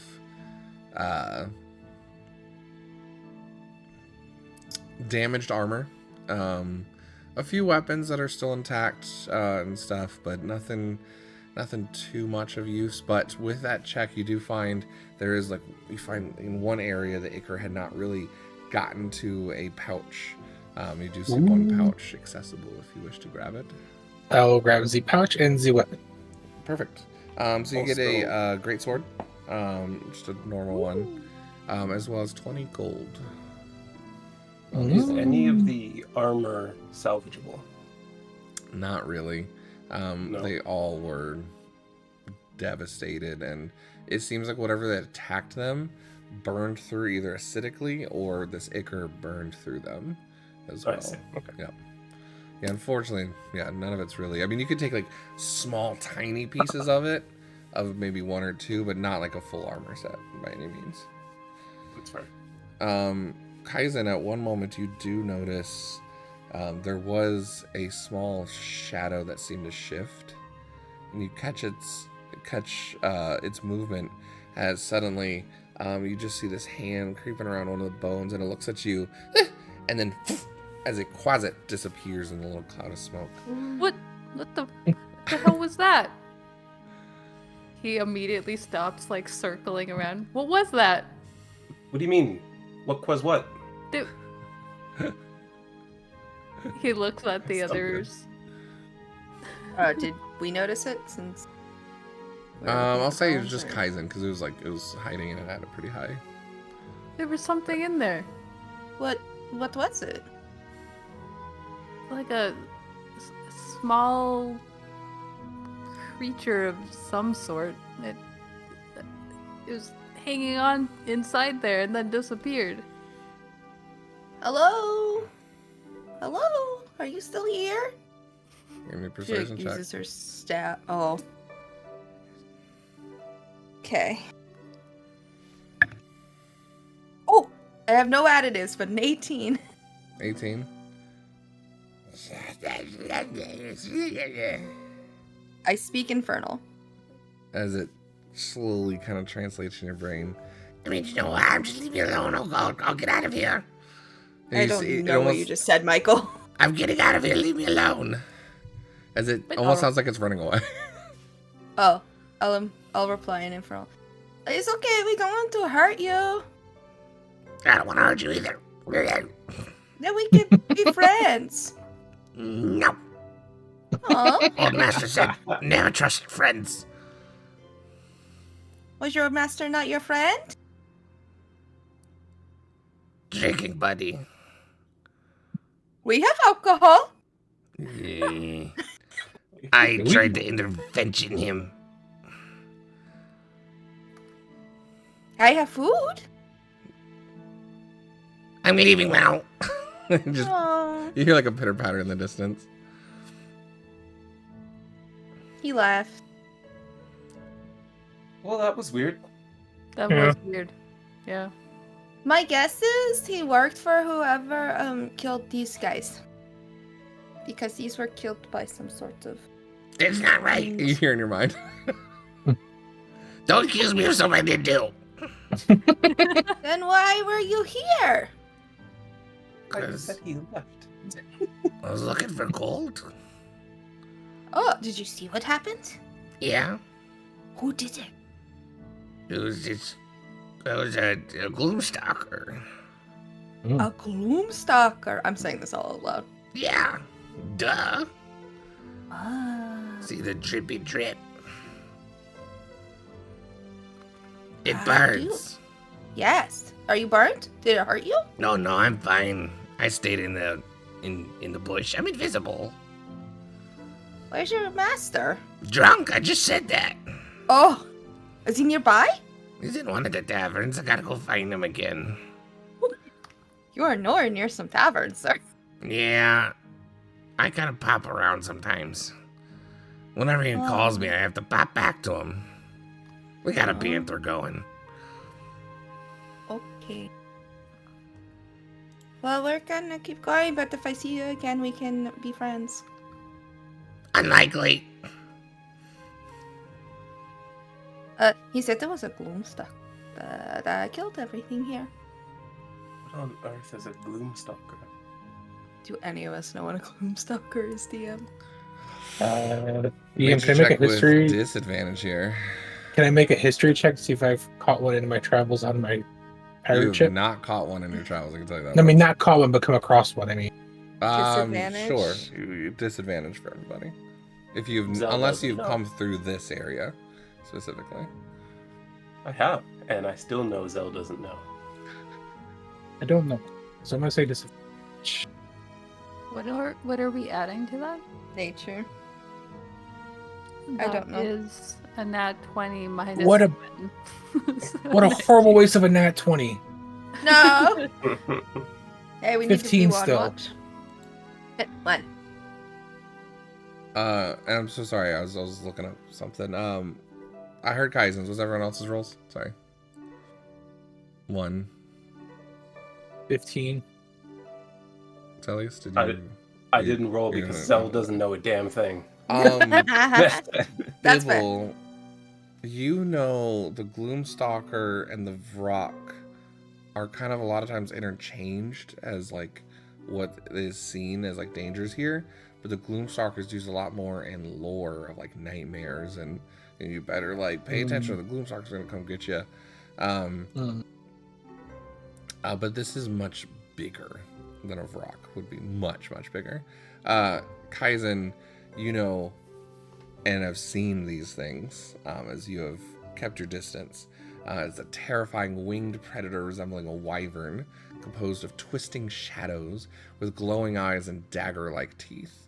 They actually reign from the Shadowfell, which you know, and that they are nightmarish creatures that hunt the barrens of the desert plain, freezing prey in their tracks with their woeful shrieks before pulling them into the skies, with their towns to be ripped apart and devoured.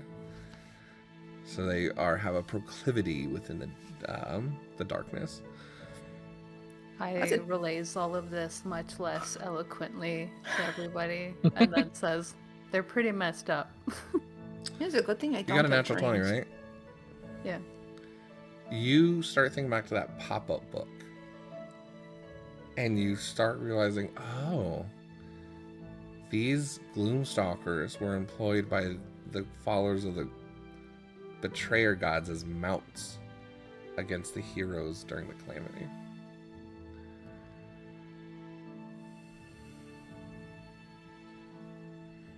Do you imagine how funny it would be if I just described like a Gloomstalker or some random ranger that's like dangerous in the area? His name is literary on the DM as the sources of the desert. Listen, I know a Gloomstalker that I'd be terrified to come across in this That's true. world. They were also used as mounts, I think, at one point. Ew, who would want to ride something like that? Not very good people. As we sit on Warbounders. I'm on horse. And even that's a bit. A bit beneath Zell. What would you prefer to ride? Horse Like a is what- pretty- We should carriage. probably get going. What? Elliot! Did you say something? I'm sorry, I'm on one tonight. You're on a horse! But yeah, a comfortable wagon of some kind, you know, the something with a cushion. You can put your bedroll, like fold it, and you can sit on it on the horse. It'd probably be more comfortable. Oh, I never really thought about that. I'm not. Perhaps tomorrow. Okay. Amazing. Dying. So sorry. I love it. But as you guys continue through that day, you actually find good travel. The rest of your travel seems a little bit less eventful. As you do see certain tracks of areas, there does seem to be a more heavy presence of Aurora Watch patrols. You can kind of see a few in the distance here and there, but don't seem to come across any more, as you're able to make camp for a second night. And head to that. But as we do, I think we'll go ahead and take a break there. I know we went a little late on that one, so I apologize. But we'll go ahead and take a quick break so everyone can kind of get settled for the evening, and we'll continue on for our travel through the deserts of Baxazan. Yay.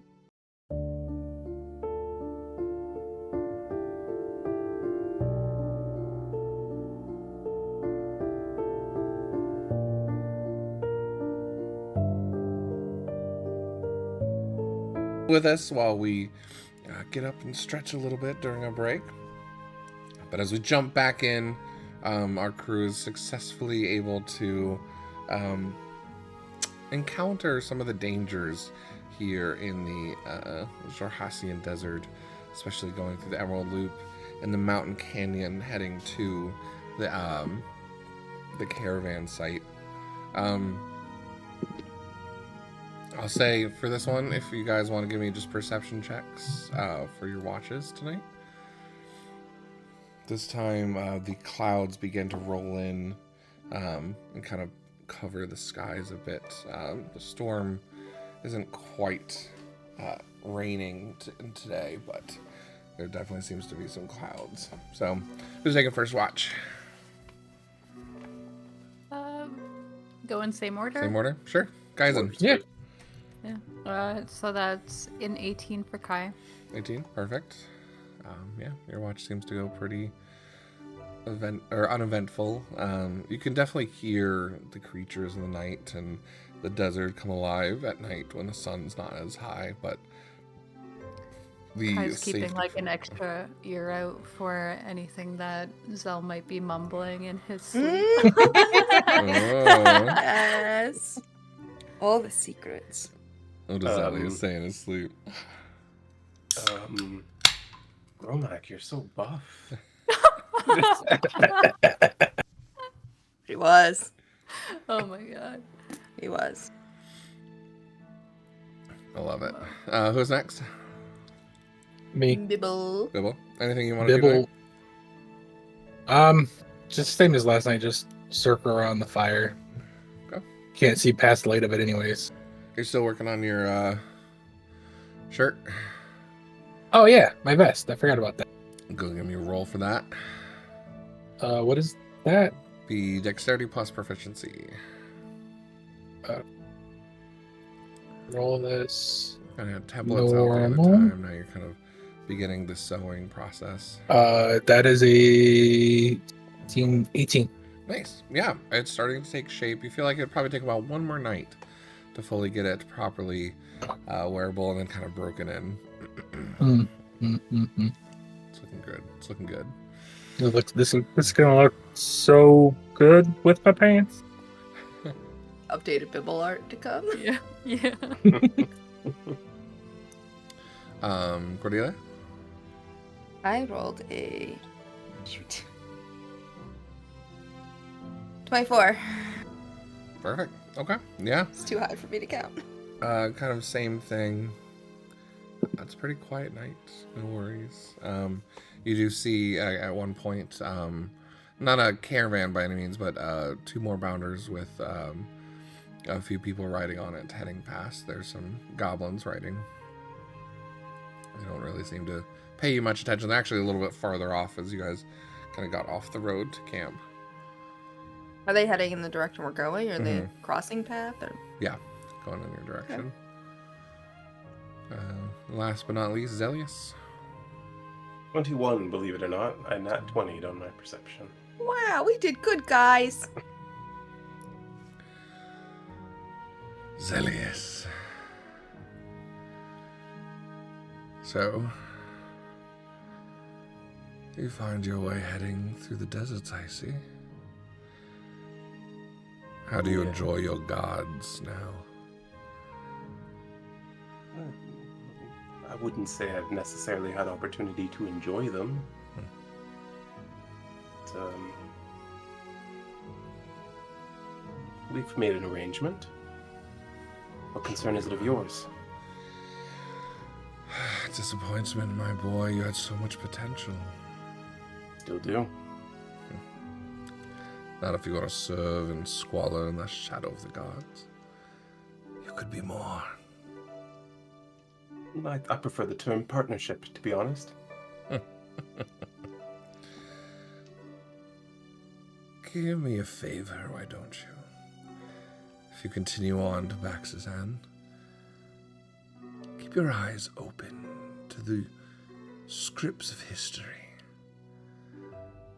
The betrayer gods and their tombs, the things that they did. Why they've been deemed betrayer gods. Why others haven't. Take some time to see what they have done. Scars they leave behind. And see if you want to continue your partnership. Well, as much as I'd love a thorough history lesson, I'm kind of in a hurry. Thanks to a filthy thief. One of yours, perhaps? Not mine. He does not... His blood does not flow with the same potential. Then who are your servants? Have you not figured it out? I thought you were smarter than that. I get that a lot.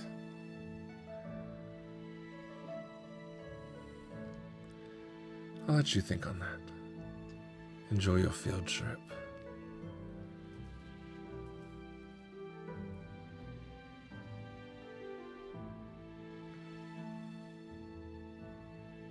Are you still there? Good. Say What an anything else? asshole. Do you say what an asshole? Yeah. Some say that. I'm fine. Oh, with you the are name. still there. I'm If you want me to... everywhere. No. If you want me to refer to you as something different, how about a name? Asshole will do just fine. At least you own it. My dear disappointment. And then you feel the connection cease. The disappointment thing hurts a little bit. I'm not gonna lie. I'm not angry. I'm just disappointed. That's even It's worse. worse. You know, I disappointed my people, and like I don't know when I'm disappointing people, and just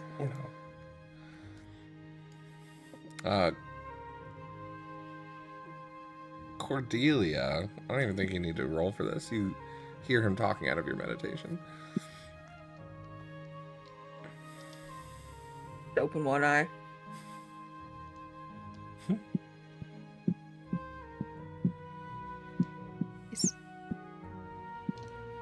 Is there a crazy voice in your head, or is someone here? There was someone speaking to me here who is not physically present, as far as I know. You want them to speak to you? Not particularly.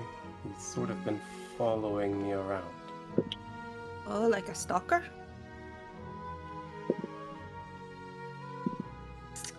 You wanted me at first, okay? That's all I'm gonna say. Mhm. When someone says no, they mean no, Michael. A yes then a no is still a no. Correct. Anyway, Nah, just being an asshole then. is he still talking in your head? This voice was present when I met with the gods as well. He's trying to make an arrangement with me because of my potential. He offered me power to make me equal with the gods. Was he a god? I don't think so. But what is a god anyway? Someone with a lot of divinity power. I think. I'm not really sure.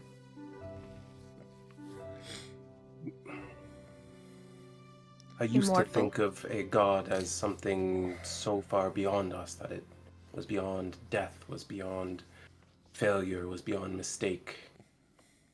But we know from our own history that that's not true. I do not think the gods are infallible.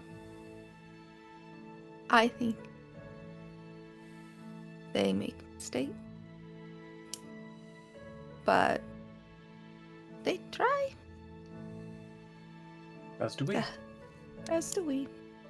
And they can die. It's not easy.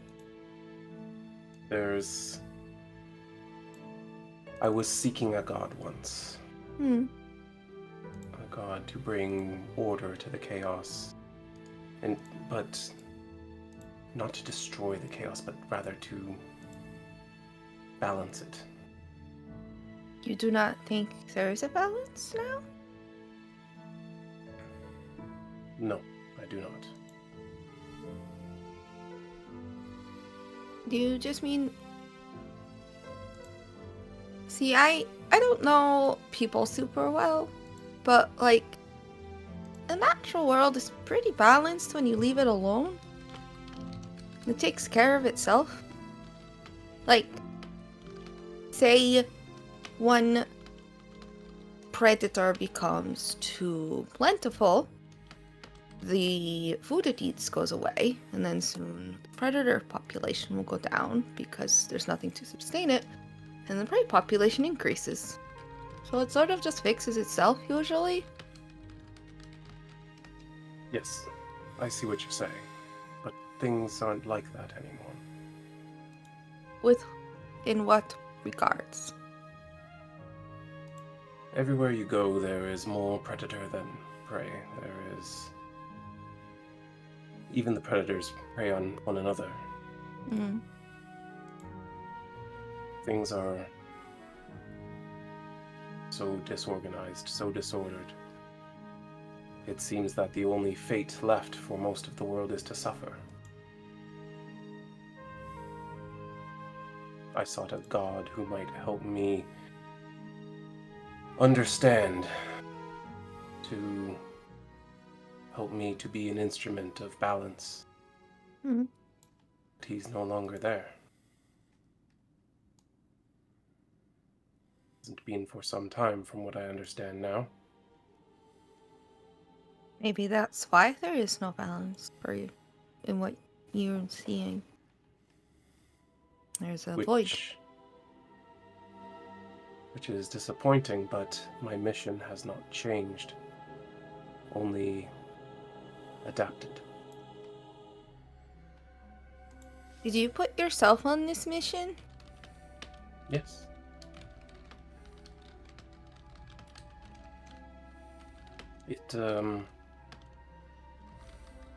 It sort of revealed itself to me one terrible night. And also one amazing night.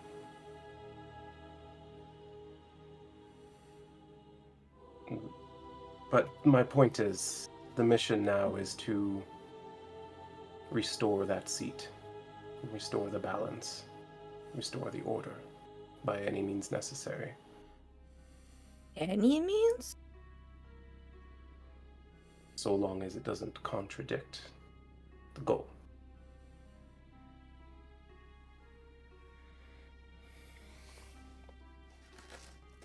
Is there, like, a god of chaos? To think of it, I'm not sure. I know so little of the gods. I've only just learned of this library, and before that, the only knowledge I had was of the masked serpent. That's the Yuan-Ti god, right? Yes. I know a couple, but I don't think I know one of chaos. Do I know? Is there a god Give of me a chaos religion here? check. I only get a +1. Oh, 30-20. Well, then 19. There is a lesser deity Hmm. known as the Duke of Chaos. That is not on the same level as the major deities. Chaos seems to be a bit of a shared theme. The gods here seem to not be as strict into themes, though they have what they stand for, but multiple could be chaotic. Though, if you really were looking at Who's the Loki of this world? well, the closest thing will most likely, let me see. No. I still think it'd be the Chained Oblivion. Because that's that. Well,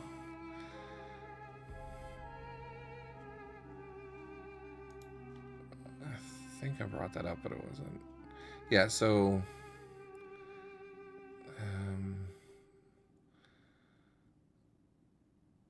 there's not as much that you know about this one, but the two that kind of come out as potentials, both are betrayer gods. Zahir, the cloaked serpent, but you don't know as much about him.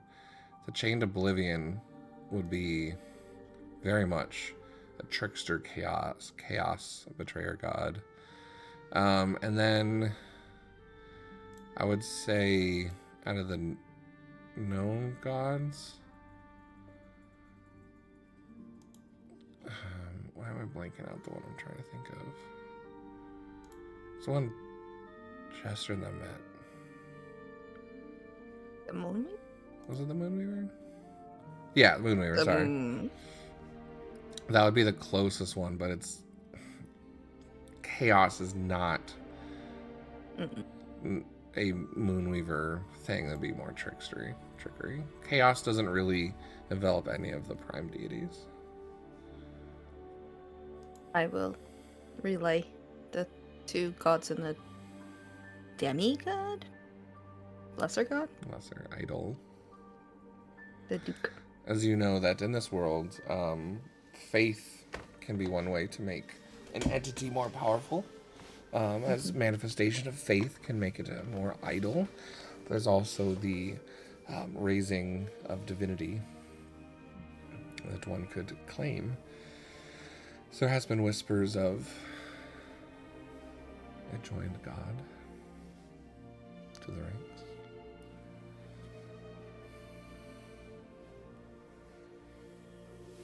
Maybe you could just have one of the gods, like, become the god. Might be easier. Well, I was thinking that if I walk the path, that narrow edge of the blade long enough, perhaps it leads to godhood. You want to be a god? Not so much as I want order.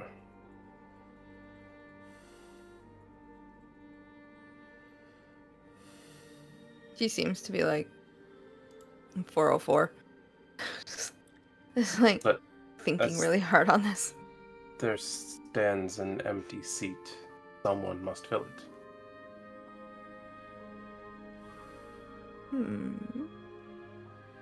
How does one become a god?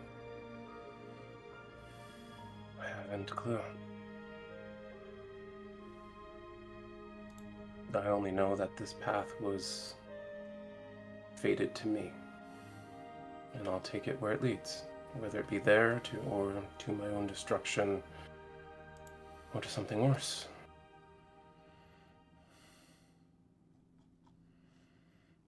Well, I hope you don't die from it. I also think that would make people in Kaizen upset as well. I have no intention of running off to my own death unnecessarily. Okay. There's still so much more to experience. It is a big world, and there are lots of planes. I'll say this as well.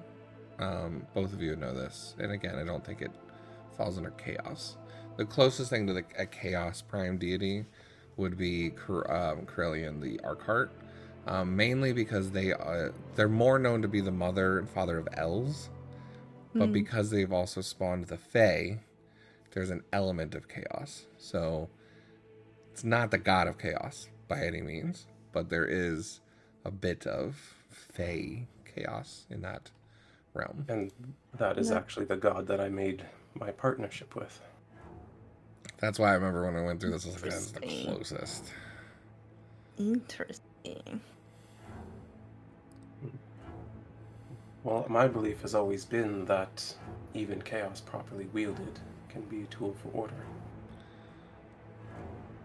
2 sides of the same coin. Also, Changebringer would be close as it's merchants, free spirits, and adventurers.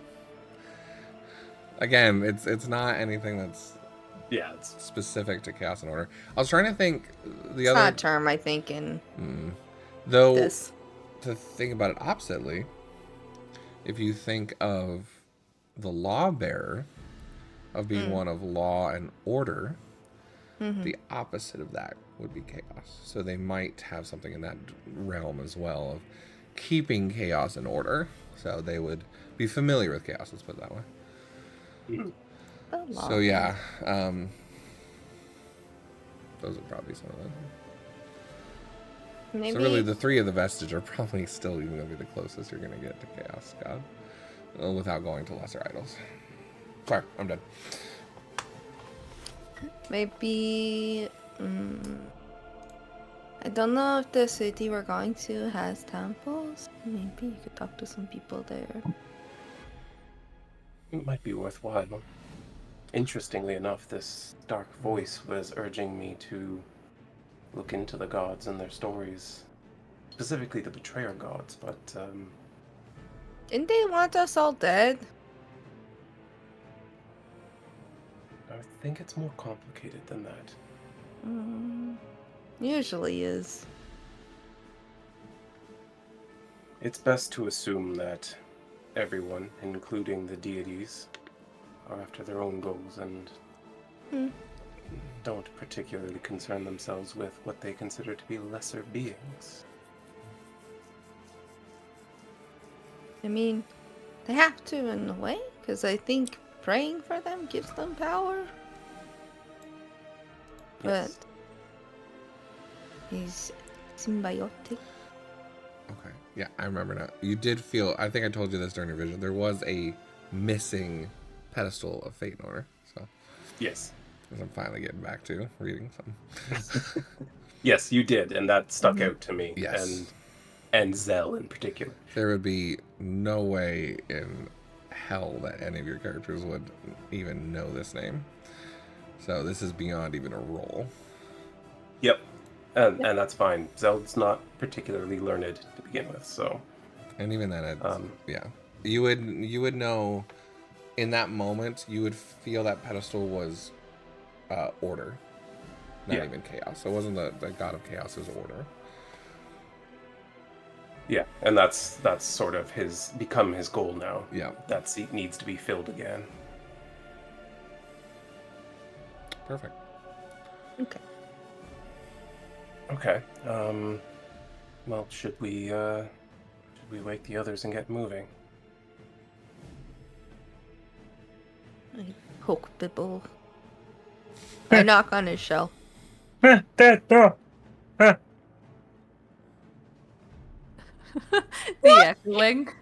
echoing from that just like wakes up Kai immediately. What is that? What's going on? 2 birds with 1 stone. Well done. It's time to get up. Oh, okay. Oh, just Bibble. It's just Bibble. Just Bill. Bibble being sad. I heard what you said. Oh, you're done. Do you have more of those berries? Good berry. Yes, did every morning.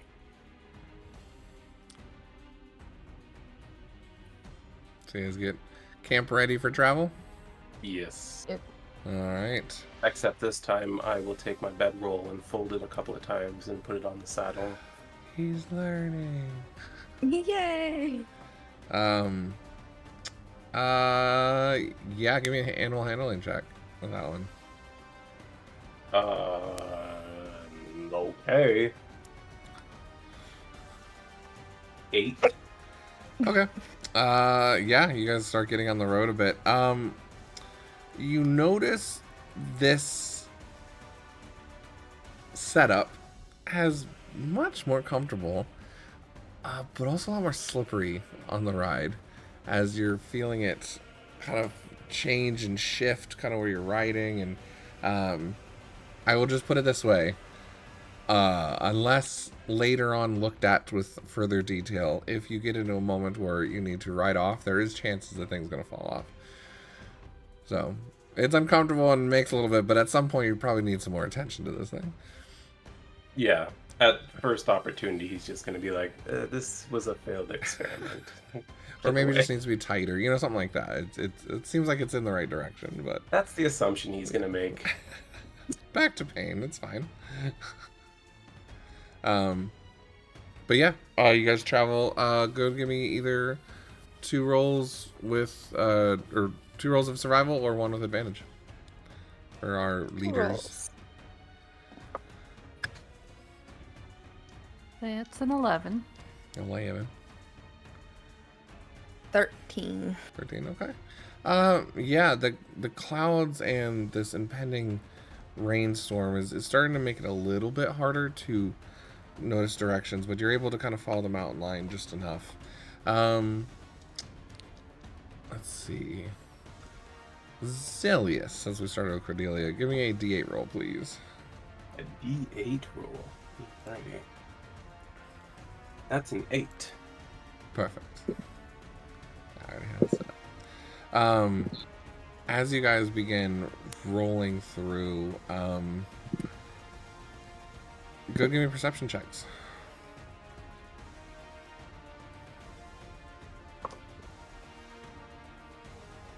Why do I keep rolling these when they're not important?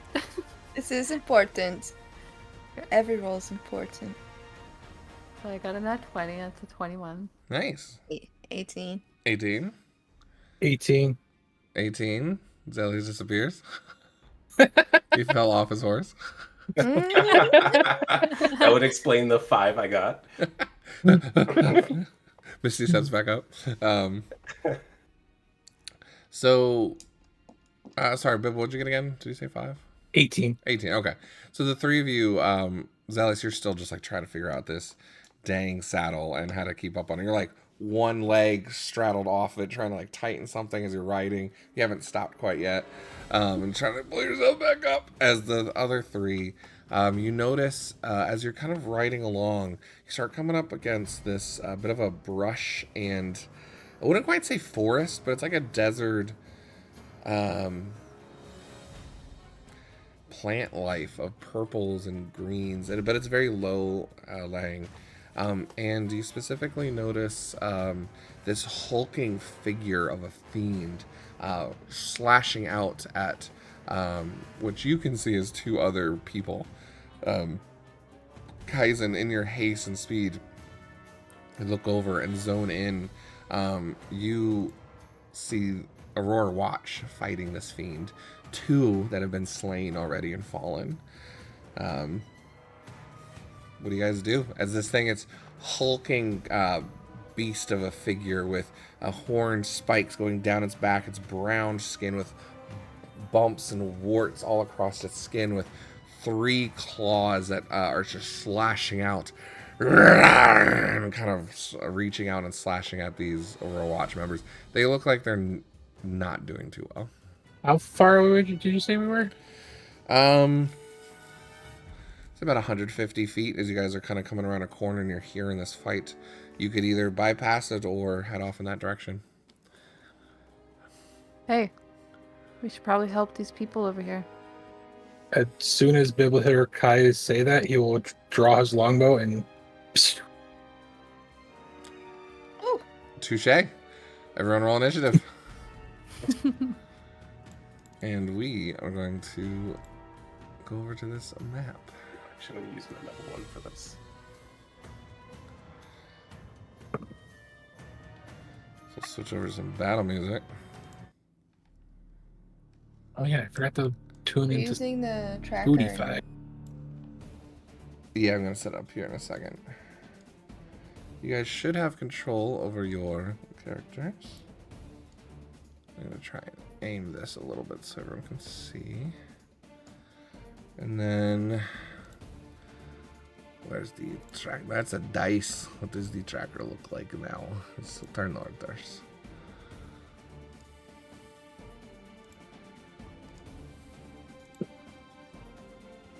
So go ahead and click on your character and press initiative, or if you need me to, I can add. That's accurate.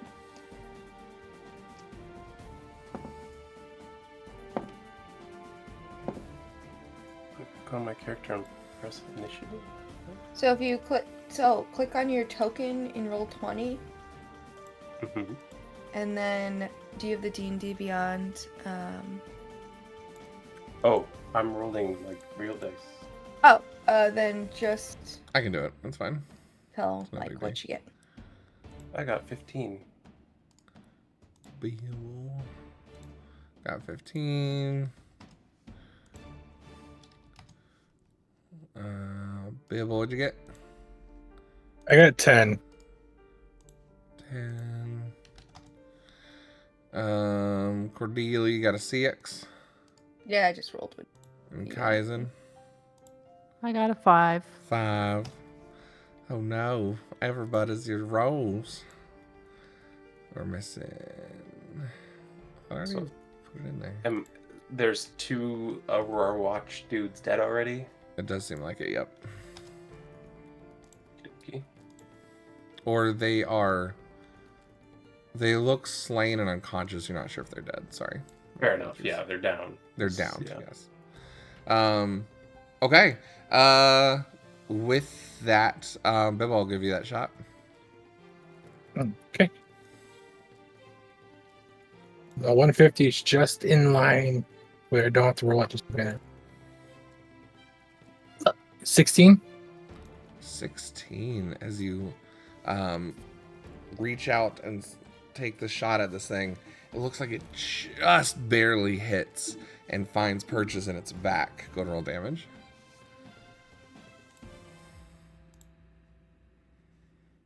Oh boy. Ooh, max damage 12. Nice. All right, yeah, it kind of screeches out with this roar and it takes a little bit of damage. Pretty much.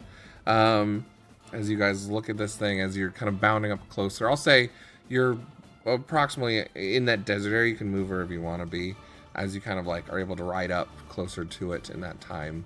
You guys can roll me nature checks as you're looking at this thing. Me.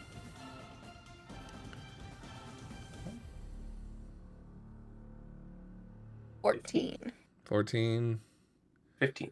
15. 13. 13. Give me 12 or 16, Bibble.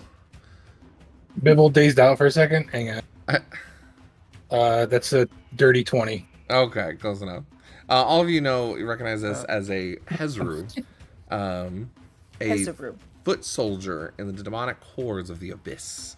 Though physically powerful, that are weak-minded and can easily be duped into sacrificing themselves by more powerful demons. As they press their attacks into the heart of enemy forces, their foul stench can sicken even the toughest of foes. Oh, that means don't get close. All right.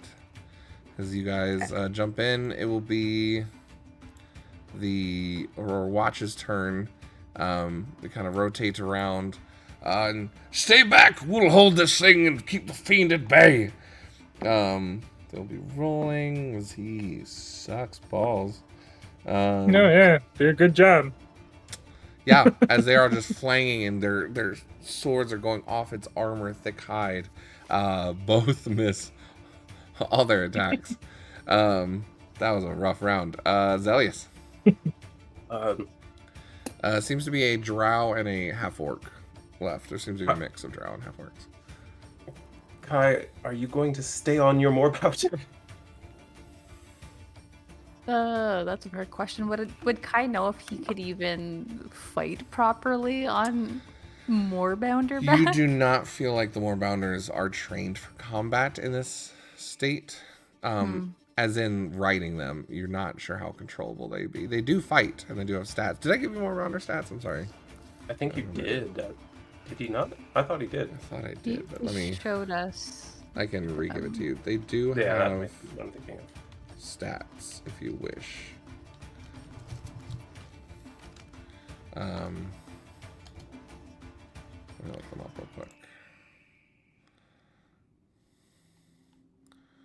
I think, though, Kai is already getting off the Moorbounder's back when Zell says that. Oh, fair enough. Then Zell kind of reaches out and draws arcane power of order to the field of battle. And as he does so, Can you guys Kai control your would... characters, by the way? I can. I think so. Yep. Yeah, I can move my character. I'm still on the wrong thing. Yes, I can move Well, me. okay, just making sure.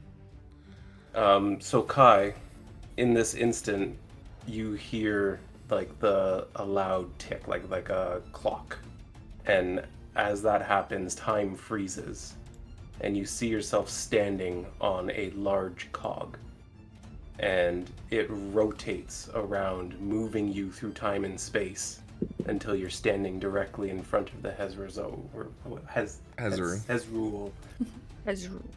Ugly thing. Here, And- we'll let Matt Mercer or Mercia say it. Hezro. Hezro is what Matt Mercer says. Yeah, so as that happens, time kind of reactivates in an instant as you're standing directly in front of him. And you hear Zell say, "Get him!" And you feel like you could instantly react by striking at the creature. Sick. Okay. Alright. Kai's got his. I love weapon. order. It's so good.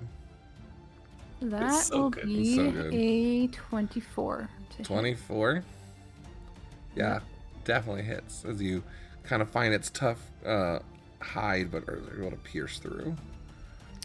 Has this happened to Kai before? Like, have you done this to him, or is this the first time thing? I have cast the spell for you before where time froze and you moved through it. This is the first time you've ever felt the opportunity to strike as a result.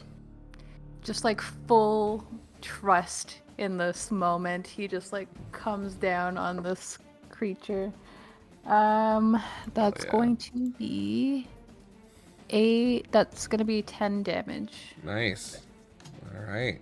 So you kind of carve through off its warts and kind of hide as a good chunk kind of falls off. It's rearing its head now, noticing you joining the battle. So we're watch out, it's dangerous. Don't be And heroes. It's literally our what I'll job. do is continue to charge forward a little bit, and that's it. Perfect. It is now the Hezer's turn as the incoming friend. You did not start your turn. However, the other two. Woof. Let me check one thing. Or watch.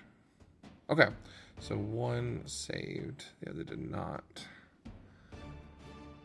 Okay, as one, you start seeing him kind of covering his mouth and coughing a bit. Seems to be a little distracted with the stench of being able to fight it. But it is going to take kind of 2 claw attacks at each Aurora member. That's a hit. And that's gonna be a hit. Jeez. Okay. They look like they've taken some damage, but they also look like they can handle themselves a bit more as well. Wait. How many? What's that?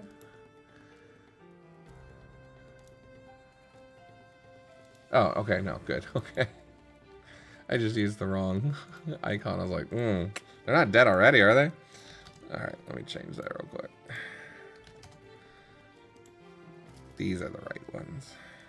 As they both take a good slash across their chest, taking it brutally, as it kind of turns, kind of crashing them both together, and then goes down to bite at you, Kaizen. That will be a 22 to hit. That'll be a hit. All right.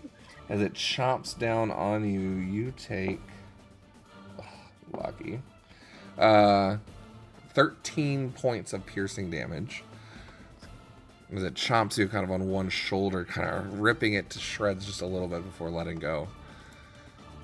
You just see him kind of like, he's definitely trying to, after saying like, don't be a hero, he's now trying to be a hero by playing it off. Hero Kaizen. All right, Bibble. Yo. It's your go. Bibble will. Again. There. Okay. Bibble is going to run up here, but I don't think he's close enough. He's still 40 feet out. So. Is there elephants in that one? Would it be safe to say there's like rocks around my feet, like little pebbles?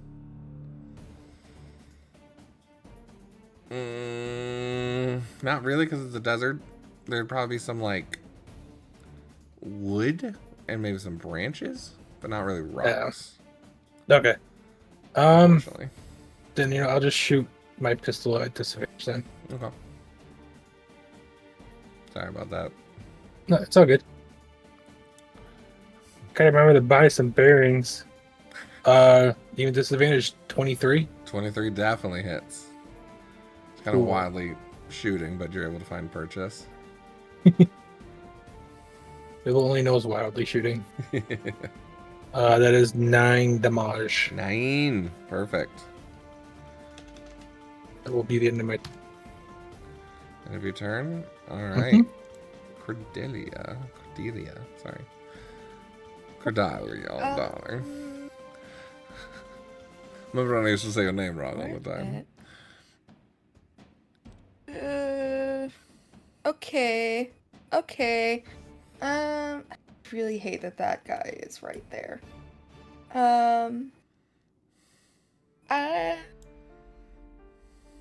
Maybe like, oh, you really should move, and then I'm going to cast Fairy Fire on the creature. No one knows who you're talking about? It's gonna get the back guy in it. That's rude. It's 20. It's a big area. Alright, what is it? Dex save? Yes. DC 15.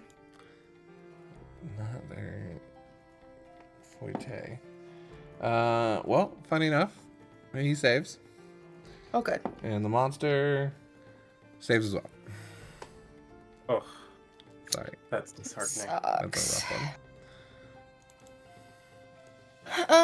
one. Okay. Yeah. That's my turn. Okay. Good turn. No, Kaizen, at the beginning of your turn, I need a Constitution saving throw. It's just overwhelming stench of this fiend monster is otherworldly. Okay. 16. 16? Yep, you're able to quickly kind of cover your nostril, and it stings, but it almost kind of helps you focus in on this building, but, need to take it down. I don't want to say rage necessarily, but it's too easy. It's too easy for the part. Okay, so it's Kaizen's turn. He's like trying to grit his teeth against this pain in his shoulder. He's realizing if this thing gets closer to his allies, it's not gonna be good. And he's like, okay, Kai, you got this. He's like trying to bump himself up to like willingly enter this like rage-like state. He like almost winces as it starts to like consume him. But I would like to go into a rage. And then I gotta roll a thing, which gives me... I meant to ask you through this week, if I get it uploaded in time, are you okay if we use that as a emote? Oh, yeah. Yes, that's totally fine. Alright, until my rage ends, I'm surrounded by multicolored lights. I imagine they're like pink and red, probably. And myself and the Aurora Watch would have a +1 to their AC. Ooh. Like. Perfect. And he gets 18 to hit with his great axe. It's too big. That's sad. Alright. I'll work on that later. Was that it? 18. Or are you still working? 18? 18 does hit as you kind of, in this moment of protection and anger, are able to kind of push up its kind of claws and slice through its chest underneath its arm. He pulls back and looks surprised that he's still like able to realize what's going on at the moment. But that is going to be the 8 to hit, or 8 damage. Total. Perfect. Yeah. That's with rage damage and all. Oh, actually no, that's not. So that's 10. So I got people's backs. I almost asked that myself. Only because I've been looking at my potential future character. I'm like, always red for rage. All right. So that's your turn? Yes. Perfect. All right, it is their turn. think it only affects them once. Let me see. Yeah, cool. So one is fine. The other is okay. Shoves it off. He's still poisoned for this turn. So we disadvantage, fail, totally fail, and holy shit. Okay, the second one. Why can't you roll like that for saving throws? So that one hits. I know, right? And the second one. Okay, perfect. So this is gonna be like, oh, okay, I guess I'll move, and he'll move around this way, missing every attack he does. But this one will hit twice and do some damage there. All right. So that's their turns. Zilius. Zelius, still on like horseback, is just kind of like trotting along very casually as he's like trying to figure out what the situation needs next, and he's like, Kai, I think we can do better. And he just like literally points at him as this arcane energy swirls around him again. Once again, you hear this loud whoop, like a big ticking clock, and suddenly you feel yourself growing as I cast enlarge on you. Yes. Yeah. I'm big Angie boy. Boy. Big large. As soon as you reach your maximum height, you once again feel compelled to attack as a reaction. So freaking good. Okay, what does that give me in a... It gives you an extra D4 on your damage. Okay, so that... On damage. Yes. So that's a 23 to hit. Yeah. Oh. I think that hits. I just lost the map for some reason. That's fine. You guys still have it? Everyone else? Okay. Wasn't sure it was me. And then that is 4 plus 5, 9, 10, 11 plus an extra what? D4. 1d4. 1d4. Oh, I only rolled a 1 on that. So 12 total. That's including rage, right? Yep. Perfect. Big Angie boy. That's what we're calling this email. I don't know if it's available yet, but you can go check. Might have to refresh your page. All right. How many points is it? 11? Sorry. No, 18? Shoot. How much? That was 12 damage. Just say yeah. I rolled sure, really 18, poorly. yeah. Yeah, totally 18. Perfect. So yeah, as you kind of carve through yet another just slab of warts and ooze, as it just kind of busts open with this black ichor on the ground, and the stench kind of continues. It's pretty bad.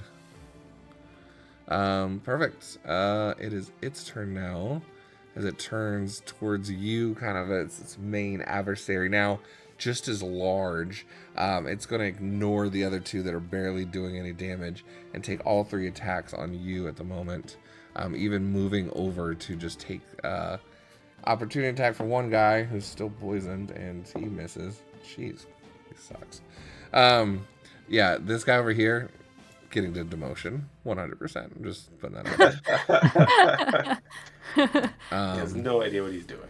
But it turns towards you, taking 2 claw attacks. It's going to be a 12, which I'm guessing misses. Yeah. And a 21. That hits. So you'll What's your AC take right now?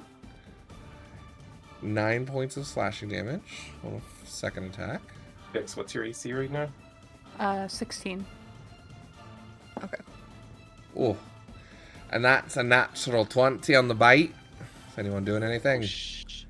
Yes. Yeah. Which? I'm going to make that. Hold on. What's my ability? Cause a reroll? How much damage did Kai take so far? 9 slashing. I know you can take So advantages half. and disadvantages. But that's Did it have advantage? it did not. Okay, then instead, what I'm going to do is give it disadvantage with silvery barbs, baby. Silver barbs, okay. Silvery barbs. What if I said that was another nat 20? What? It's Are you not. serious? But what if I said it was? Bro, that would still be I'm a gonna hit, though, rage. at a 25. We can give your advantage to someone if you wish. It's not a crit, and yes, I'm Still going not a crit. to give advantage to Bibble, who can now go ahead and make an attack as a reaction. I give it to Kai again, but Silver Barb does not count as that. That does not target Bibble. That targets the creature. It is an after effect. But I'm targeting him to give him advantage. Yeah, it doesn't count for that one. No. Okay. Yeah, we've looked it up. Silver Barb, unfortunately, does not count for that one. It has to be the main attack of the spell. Main target of the spell. Because it's like a secondary feature of the spell, not exactly the main. Yeah, but target. the ability specifically says if it targets more than one creature, you choose which one. Right, but that's in the initial casting spell. You're not casting Silvery Barbs on Bibble and the creature. The spell was on the creature. It's an effect afterwards that occurs, not the actual target of the spell. That's how I'm going to rule it for now. I will look it up afterwards, and I will say I'm sorry if I change it. But for now, that's how we're going to rule it. That's fair. Just for the speed of things. But we'll come back to it and we'll take a look at it. Because I did remember looking at this at one point. But where were we with that? Oh, but it did hit for 25. So it's still going to hit, but not a crit. So it does save some damage. Oof.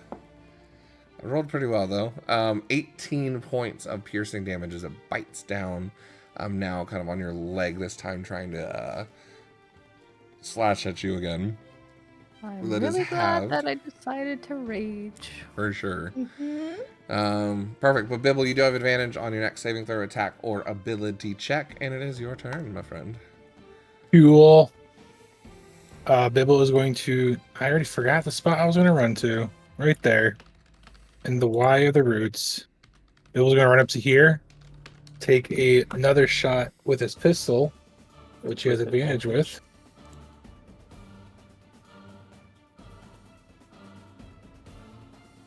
Natural 20! Let's go. I forgot, how are you doing natural 20? Hezro takes the silvery barbs and casts it himself. No, just kidding. Right now it's just normal, so double dice plus your modifier. Okay. And then later on we will potentially do some brutal criticals. Brutal criticals. Plus 1 is 9. 9? 9 damage, yep. Perfect. And then I have a little bit more movement. So that was 30. So Bibble will run up next to Kaizen. Use a bonus action to reload the pistol. And then action surge, shoot the monster again. Perfect. Go for it. There's that. And I'm going to use... is it okay if I use a grit to use Deadeye shot? Yeah, go Because for it it. didn't say it's a bonus. Okay. So now I'll use a grit for Deadeye, which gives me advantage on the attack. Thank God, because that was a 1, so 22. 22 hits. Cool.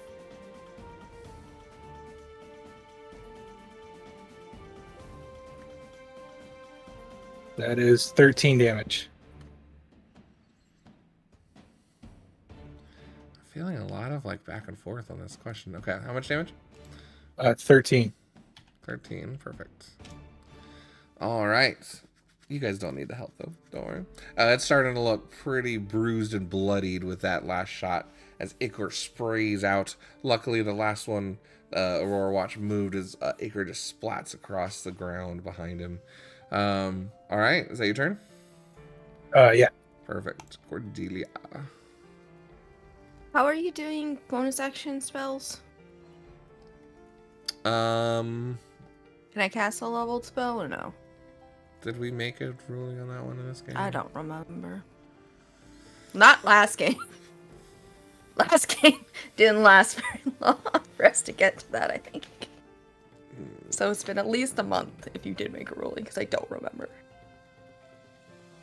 Typically, I stay raw.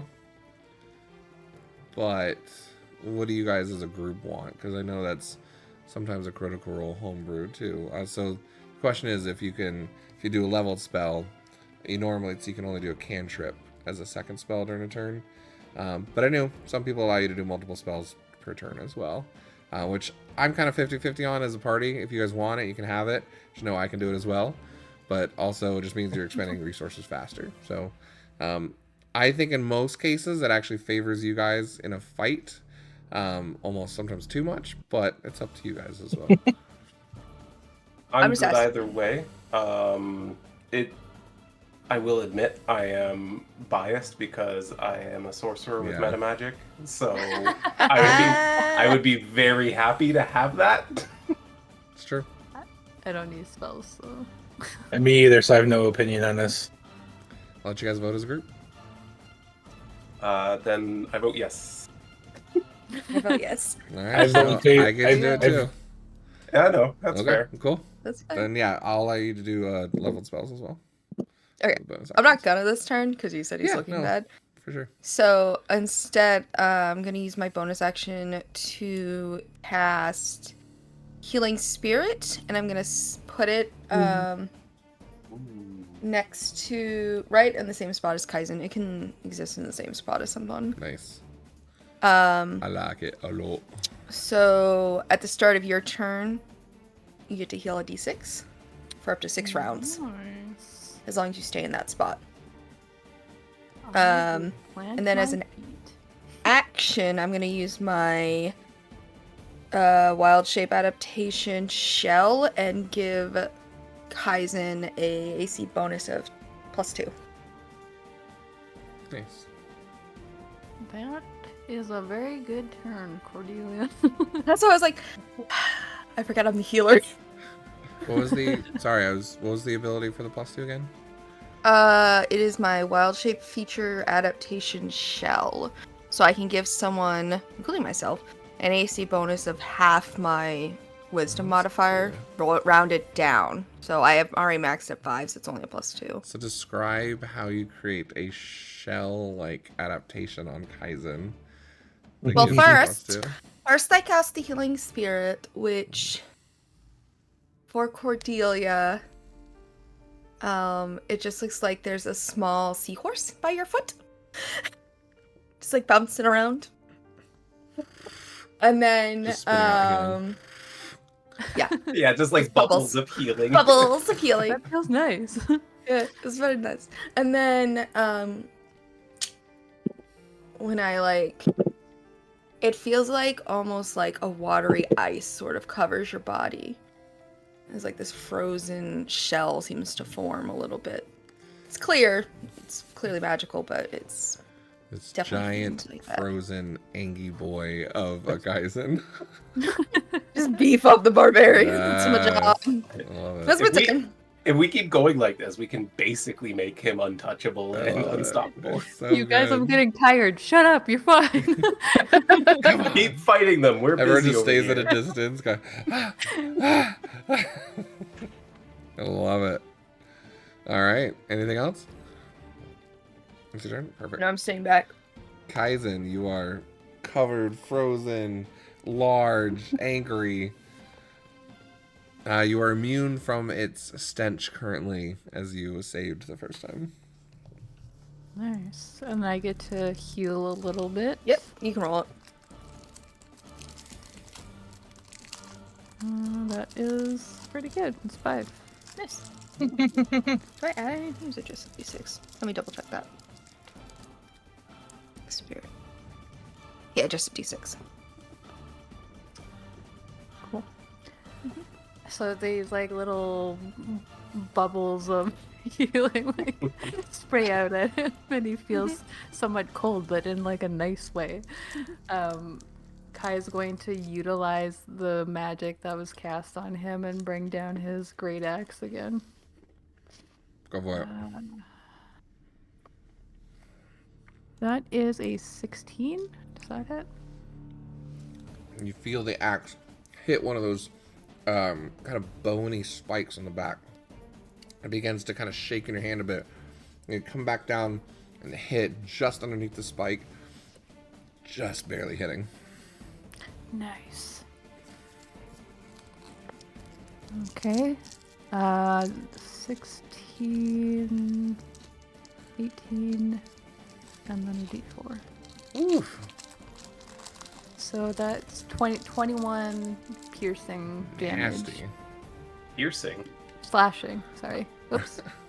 And then I pressed it. Oh. Do you have a magic weapon? No, I don't. Good to know. I don't like that question. Oh. I use it a lot in Strahd. It's probably got acidic blood. Unfortunately. Resistant to non-magical damage. You feel like your We attacks saw- have been doing about half damage this whole time. Unfortunately, as this Oh, is thick it just hide, resistant? It's not acid blood. Yeah, this thick hide seems to have kind of be muscly as you're trying to tear through this thing. It's now starting to look a little bloodied and hurt, but it's still looking pretty hardy at the moment. Sorry about that, guys. All right. So your turn? Yeah. Perfect. Stay right there where this little weird seahorse is. This guy's gonna move back here as he seems to be ineffective with his great sword. But he's gonna try and shoot. And barely hit on the second one.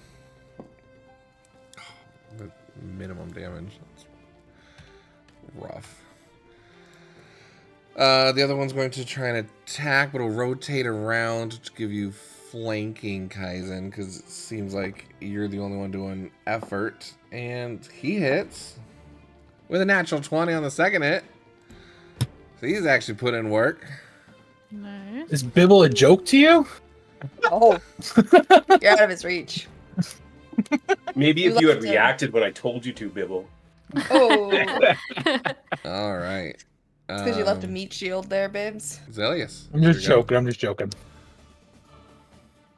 Yes. Let's see. What is the best call now?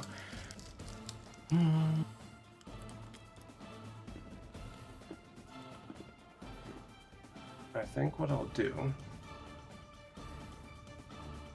is, seeing that that Kaizen's not quite getting his axe in as deep as he normally does, he thinks something's off, and so he's going to, like, not mock, but like imitate Bibble in like drawing a pistol and do this and fire off 3 blasts of magic missile. Nice. Right. The roll damage is boom, they kind of separate around Kaizen and then come shooting back in. Does he like blow on his finger afterward? Like Probably. That's 11 force damage. Yeah, and he's like,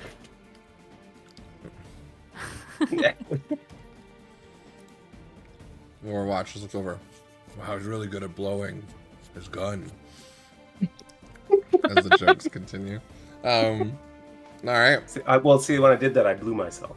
Oh, nice. There you go. There you go. Mature audiences. Is that your turn? That's my turn. All right. So do I get an attack since you targeted me? No, I get to choose whether or not my target gets it. everyone's just feeling embiggered right now. Right.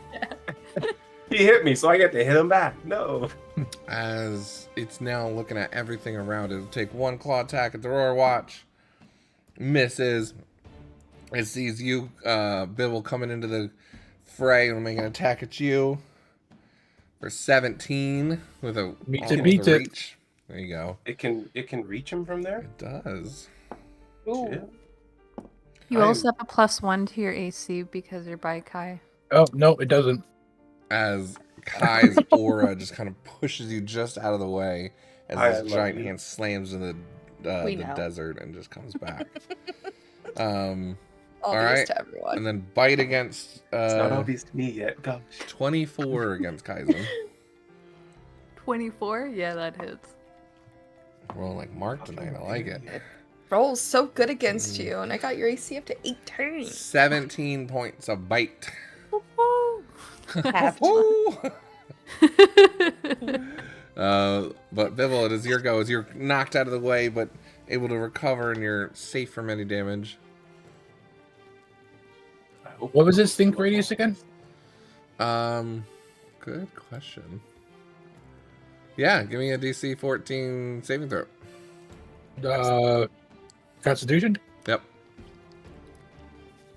Aren't you like immune to poison or something? That's an 8. All There's a right. difference between being immune to poison and being resistant to poison damage.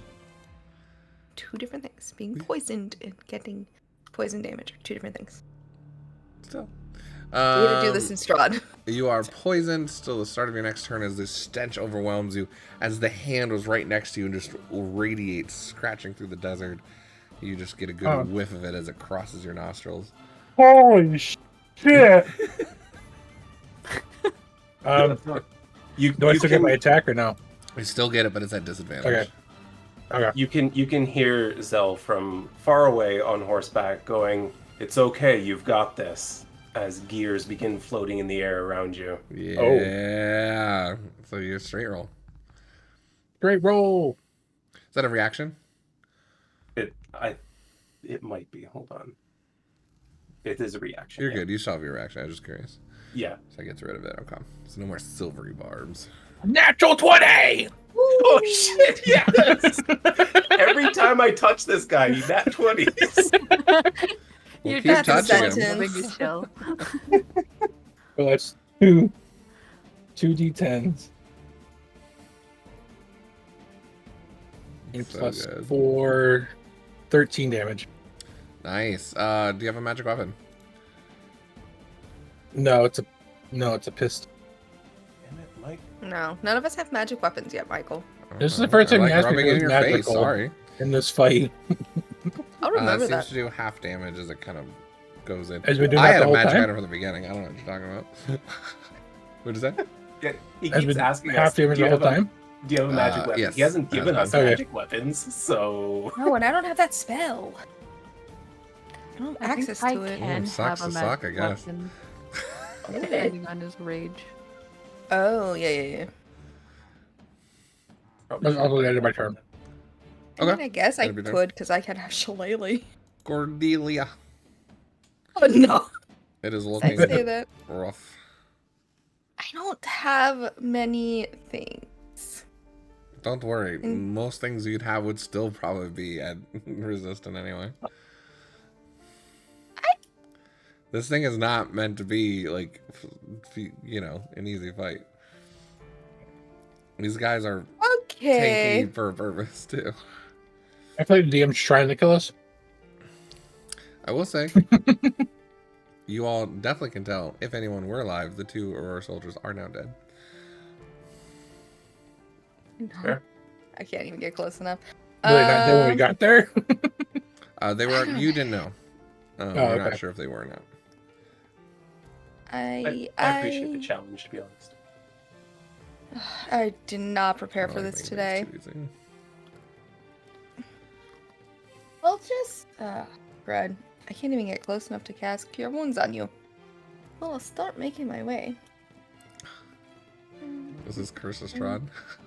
Let me start making my way. Making my way downtown. Are you dashing or are you using your action? No. I going? will...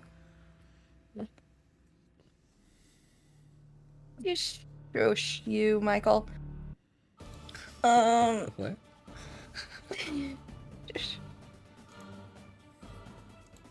I Gotta don't make a decision. I'll come back to you. thing. I will throw a spear because apparently I have one. Sure, that works. I have no attack spells except concentrations. I did not prepare well. Can you shillelagh the spear first? I think it has to be a quarterstaff. Yeah. It has to be a club or a quarterstaff, yeah. Come on, the spear is mostly wood. I know, right? It's gonna do Takes no the point off damage. it first. There. I know. It's fine. I What if the rolled. spearhead is stone? I'm gonna use my advantage. Shoot. Okay, well it wasn't a 1, but it was only a 7. Nope. As it bounces off, its thick hide. That's my turn. The other Overwatch is like, hey, watch out there. Oh wait, I have a bonus action. Where's my bonus actions? I have a spell. I have healing word. I will healing word Kaizen at level 2. Perfect. Okay. So 11. Nice. Nice, you're Kai's back going on 11. a wild roller coaster of a ride of feeling completely out of feels it. so then good. Oh, that feels really fine. good. Oh. You just get like a nice cool ocean breeze on you. A seething hot ichor of fiendish nails on the other side. Kaizen, is your go. So as he's getting healed, he also gets healed by the like healing spirit again, right? Yes. It Yeah. lasts 6 rounds. Cool. So So this was yeah. 5. He looked like he was like getting really tired and then is like reinvigorated as Cordelia comes up behind him and heals him a bit. No, actually I think I can do this. You can do it, Kaizen. Why are you being so difficult? And he's going to like, as he's getting angry, light just shoots out of his mouth and his eyes, and he's gonna use his radiant consumption Yeah. to add some radiant damage to this. Is that 10 feet? Aura? Yeah, I think so. We'll find a pink color. And that is a natural 20, people. Fuck Let's yeah. roll Let's this. Oh, yeah. go. We're all over the place with these. I love it. All the nat 20s. Remember to roll 2d4. I roll all of my damage dice. Nice. Okay. I think all of us are going radiant consumption. That's fun. That one wasn't great.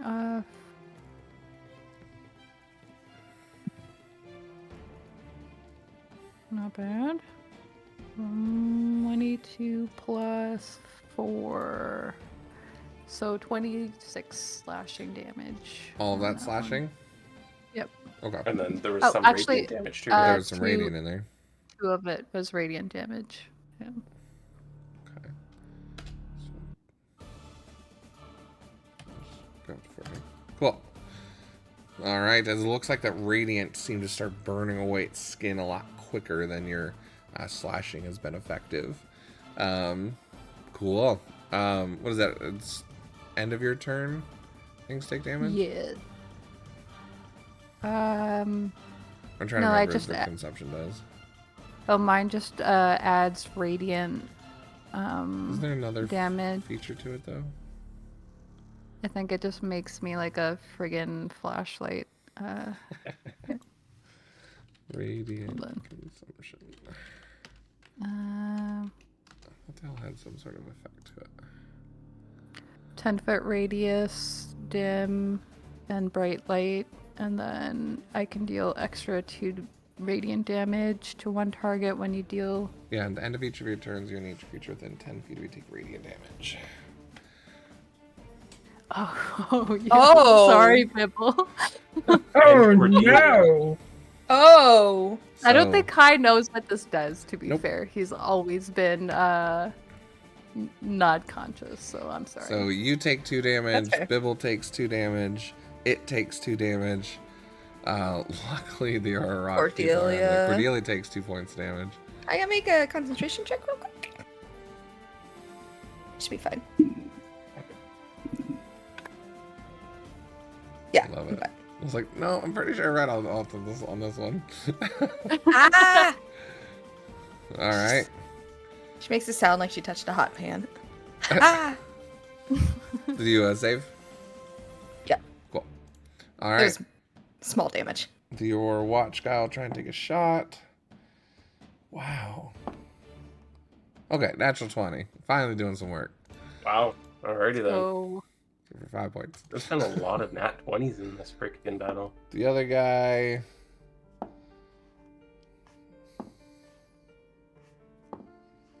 Holy shit. Alright. With advantage, roll 2 nat 20s, but it's just, just the one attack. Alright, it's looking pretty hard. Zelius. Looks too stupid to run away, though. It's kind of in its own little frenzy rage. Not really rage, but you know what I mean? Frenzy. How's Kai looking? Is he other than large and hot?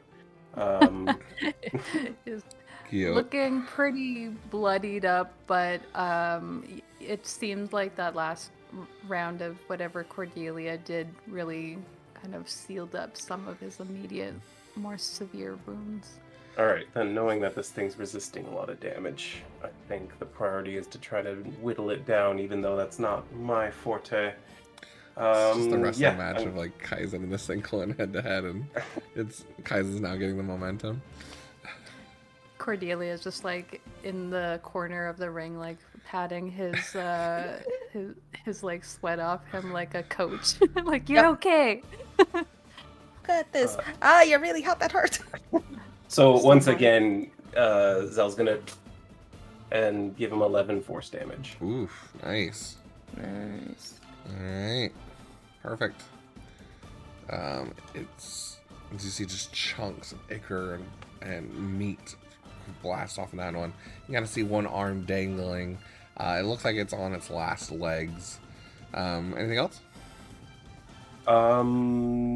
Yeah, I'm gonna move a little bit further away. Yeah, as Kaizen is now just blazing with just pink and red energy, fire coming out of his eyes. Yeah, I'm also gonna call out, Kai, watch out for your allies. What do you mean? It is gonna circle around, seeing Cordelia join in, as we'll get an opportunity attack. Okay, that's a natural one. Okay. As it's gonna come around, just kind of stumbling through this radiant aura, and just taking one slash at you, Cordelia. You got 22 to hit. Yes. Telekinetic reprisal. I need a strength saving throw. Okay. Is that after you take the damage, or? Yes. Okay. You take 13 points of slashing. Okay. And then need strength save. Yep. It's pretty good at that. 15? So good. 15. 15 meets it. Oof. Sorry. But you still take damage. You're just not pushed away. So, Ooh, 14 really? halved to 7 force damage. 7 force damage. Nice. It's looking real rough. Little, Super rough. That was very close as it kind of stumbles back and just kind of lets out this as your gem kind of explodes out in a wave. It's going to take a slash at you, Kaizen. Be 23 to hit. That's a hit. It'll be 12 points of slashing. And wanting to finish its fight against you will take a bite at a 24 to hit. Yeah. Silvery barbs. Silvery barbs, that one. All right. Okay. He's rolling real high, or he's got a high modifier. I don't know which. 23. Both. Unfortunately. Yeah. I always hate when that Come happens. on, Mike. Every single time. Come on. Hey, it happens to me too, okay? Every attack against Kai has been 23 or 24. It's been pretty I insane. know. Yeah. Also, that's It's been pretty pretty hefty damage. It's 22 points of damage on that one. Have 11. He's looking bad again, you guys. They're both just kind of wobbling, standing there, You just just keep healing. taking back hits back and forth. Feeling kind of woozy. Alright, Bibble, you have advantage. Bibble, Woo! it's your go. kill it. No, sorry.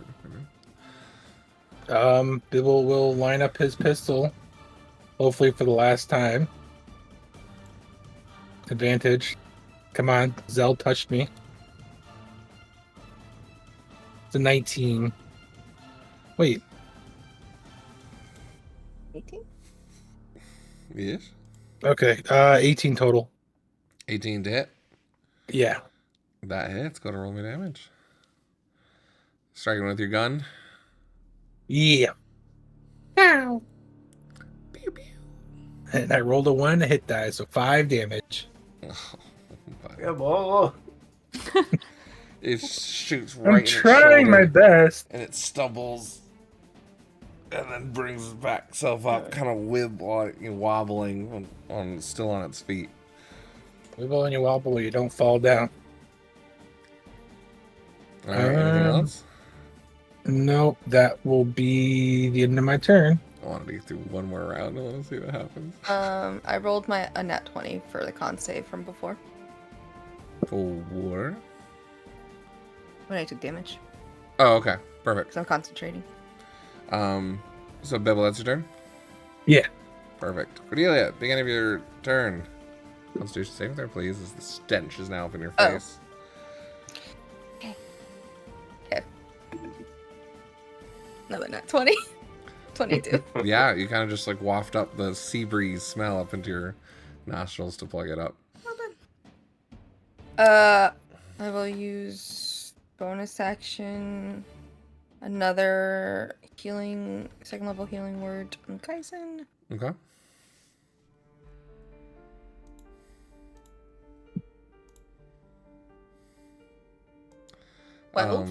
Shanks max. and Vix, if you could just check the message I sent in the chat. Just want to double check with people. What is I that? am fine. I healed her for 12. Sweet. Kaizen healed for 12. Yeah, I'm good, man. Okay. I don't like being this close.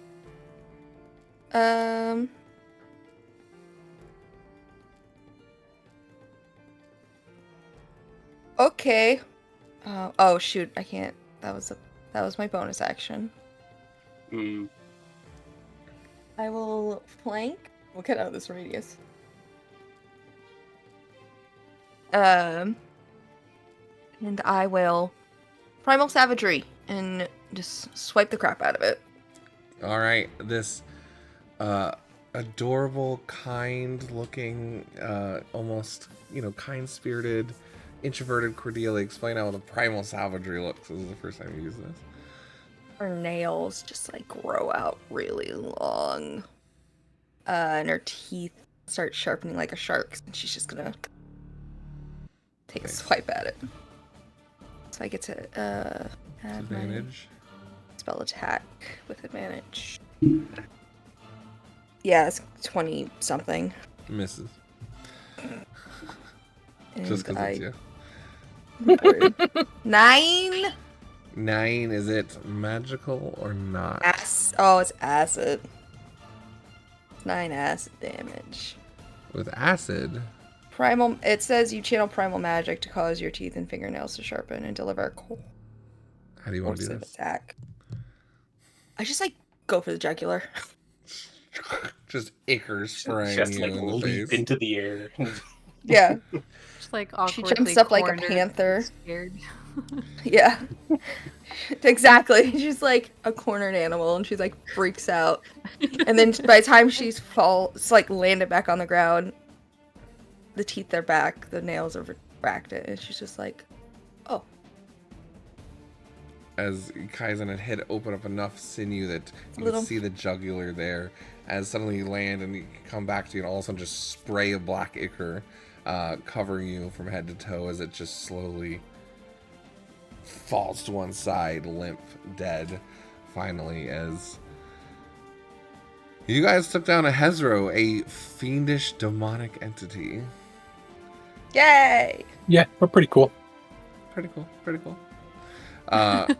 Theor has come over to you, and one checking the bodies and kind of putting his head down and taking off his helmet, just doing a small prayer for them. But the other one comes up a drow and goes, I'll be honest, I think we'd be dead without your help. Thank you. We do what we can. I know it's not much aid, and we'll have to get them back to the outpost, but he goes to his coin pouch and throws it to Uzelius, kind of being the first one to kind of talk. 50 gold as a reward. And you guys headed to Baxazon? Yes, actually. Mm-hmm. Yes. How did you know? Well, you guys are headed in this direction, not the other way. It's not much down this way. Here. And he's going to write a quick note. When you get there, Tascan Varen Thalis. This will be accommodation for them to give you some welcome when you arrive. The Aurora will be welcoming to you. Varen, can you repeat that, DM?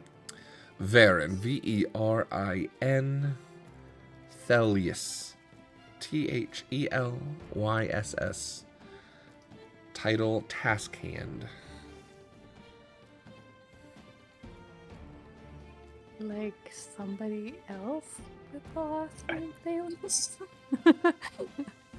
Oh my! This was straight out of the book, so just put that out there. But yes.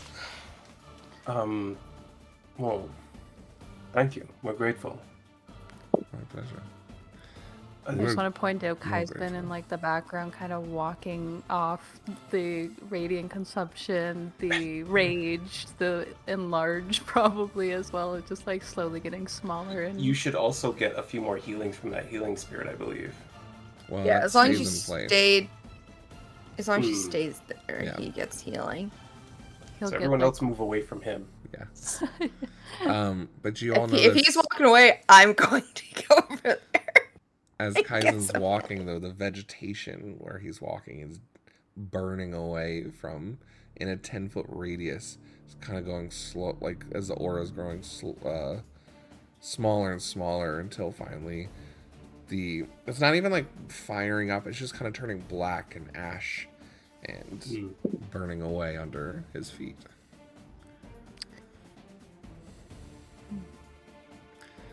Is your friend all right? Oh, yes, he's still not fully in control of his power yet, and it kind of afflicts everything around him. Well, you're lucky to have that, he kind of yells out to you. Not many things can get through the thick hide of a fiend, but that'll become quite handy. it just gives like a thumbs up from the distance. I have a few friends like that after a fight.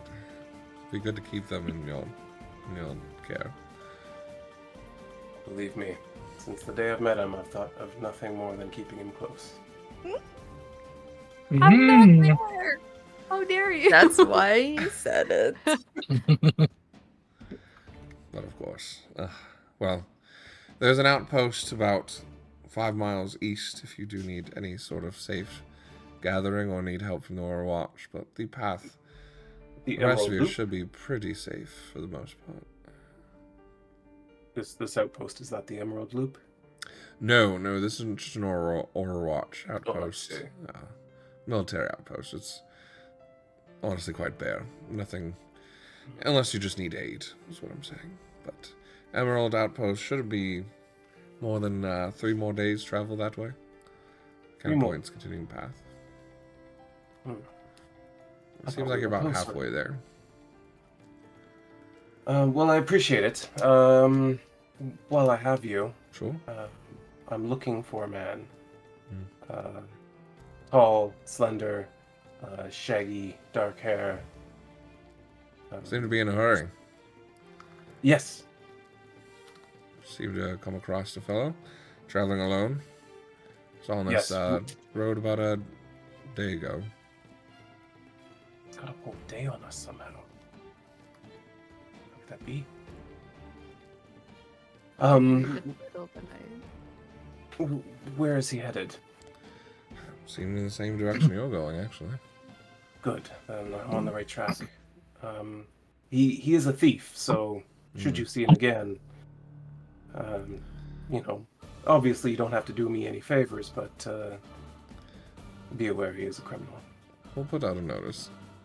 So there'll be maybe a bounty out for him if the right person hears it.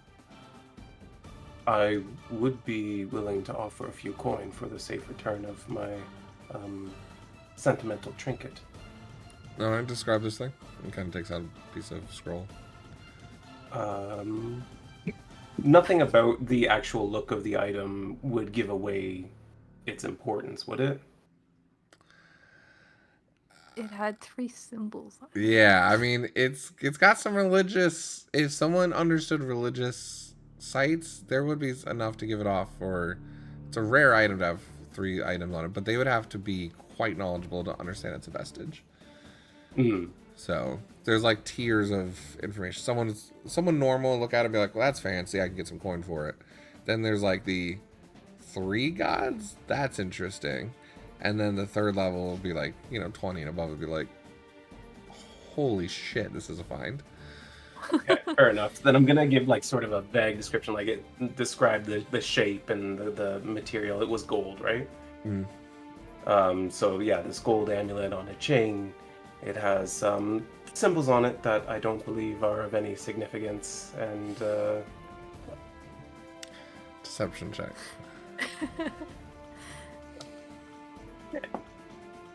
That is 21. Alright. There's some sort of artifact hunter here. It's sentimental, you see. I'm a man of faith. Religion, then. Yes. Sure enough, we have plenty of that. Well, you'll be interested in, I guess, some of the temples in Bardicdice. He kind of seems not very knowledgeable of religious stuff as well, but also just kind of like, hey, there's a lot of religious stuff in Bardicdice, so, Yes, I've actually been told it's worth visiting. That's one of the reasons we're in the area. Definitely is quite a bastion of the area. Good place for...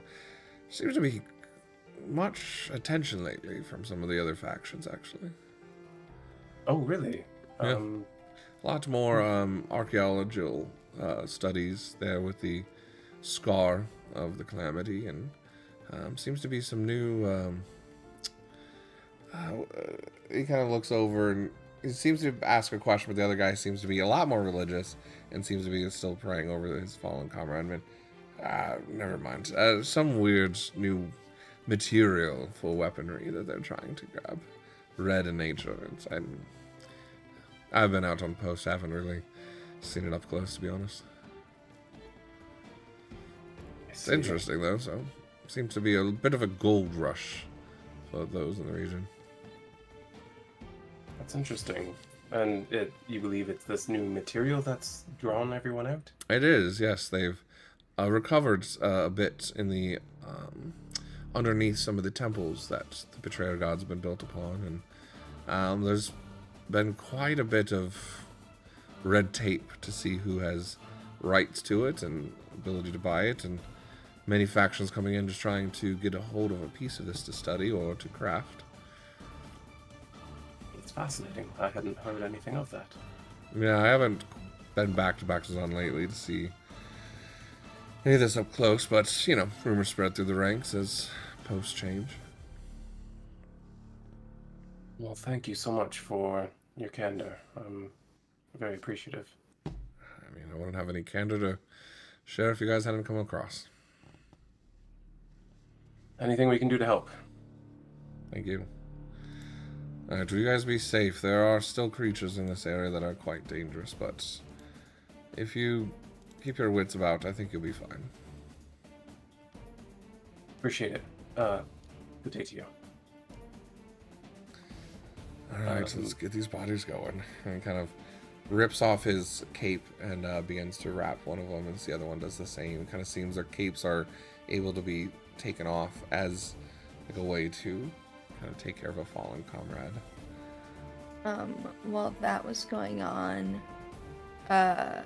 Cordelia keeled a little with her seahorse, And then she's gonna chase down Kaizen. She's gonna check on you. Are you still hurt? Are you okay?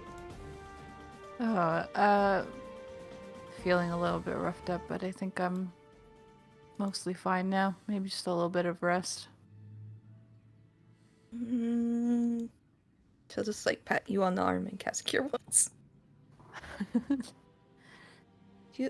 You fought very, very good. I don't think I would have lasted very long without you. 11. I don't know about that. I mean, you took all the hits. That thing hit hard. It hurt. Tell me about it. And he goes like this, and he's going to use his own bit of healing on himself as he does that. He's gonna use healing hands. Just as you do, you feel a pop as the shoulder pops back in. Yeah. Oh. Kinda. And he's looking like himself man. again, but dirty. full of Oh, blood. yeah. Cordelia's like, yeah, that was really gross. And she'll cast Create Water and make it rain. His hair immediately goes down. Yeah. It got in my nails. Speaking of, what was that earlier? I've never seen you like that.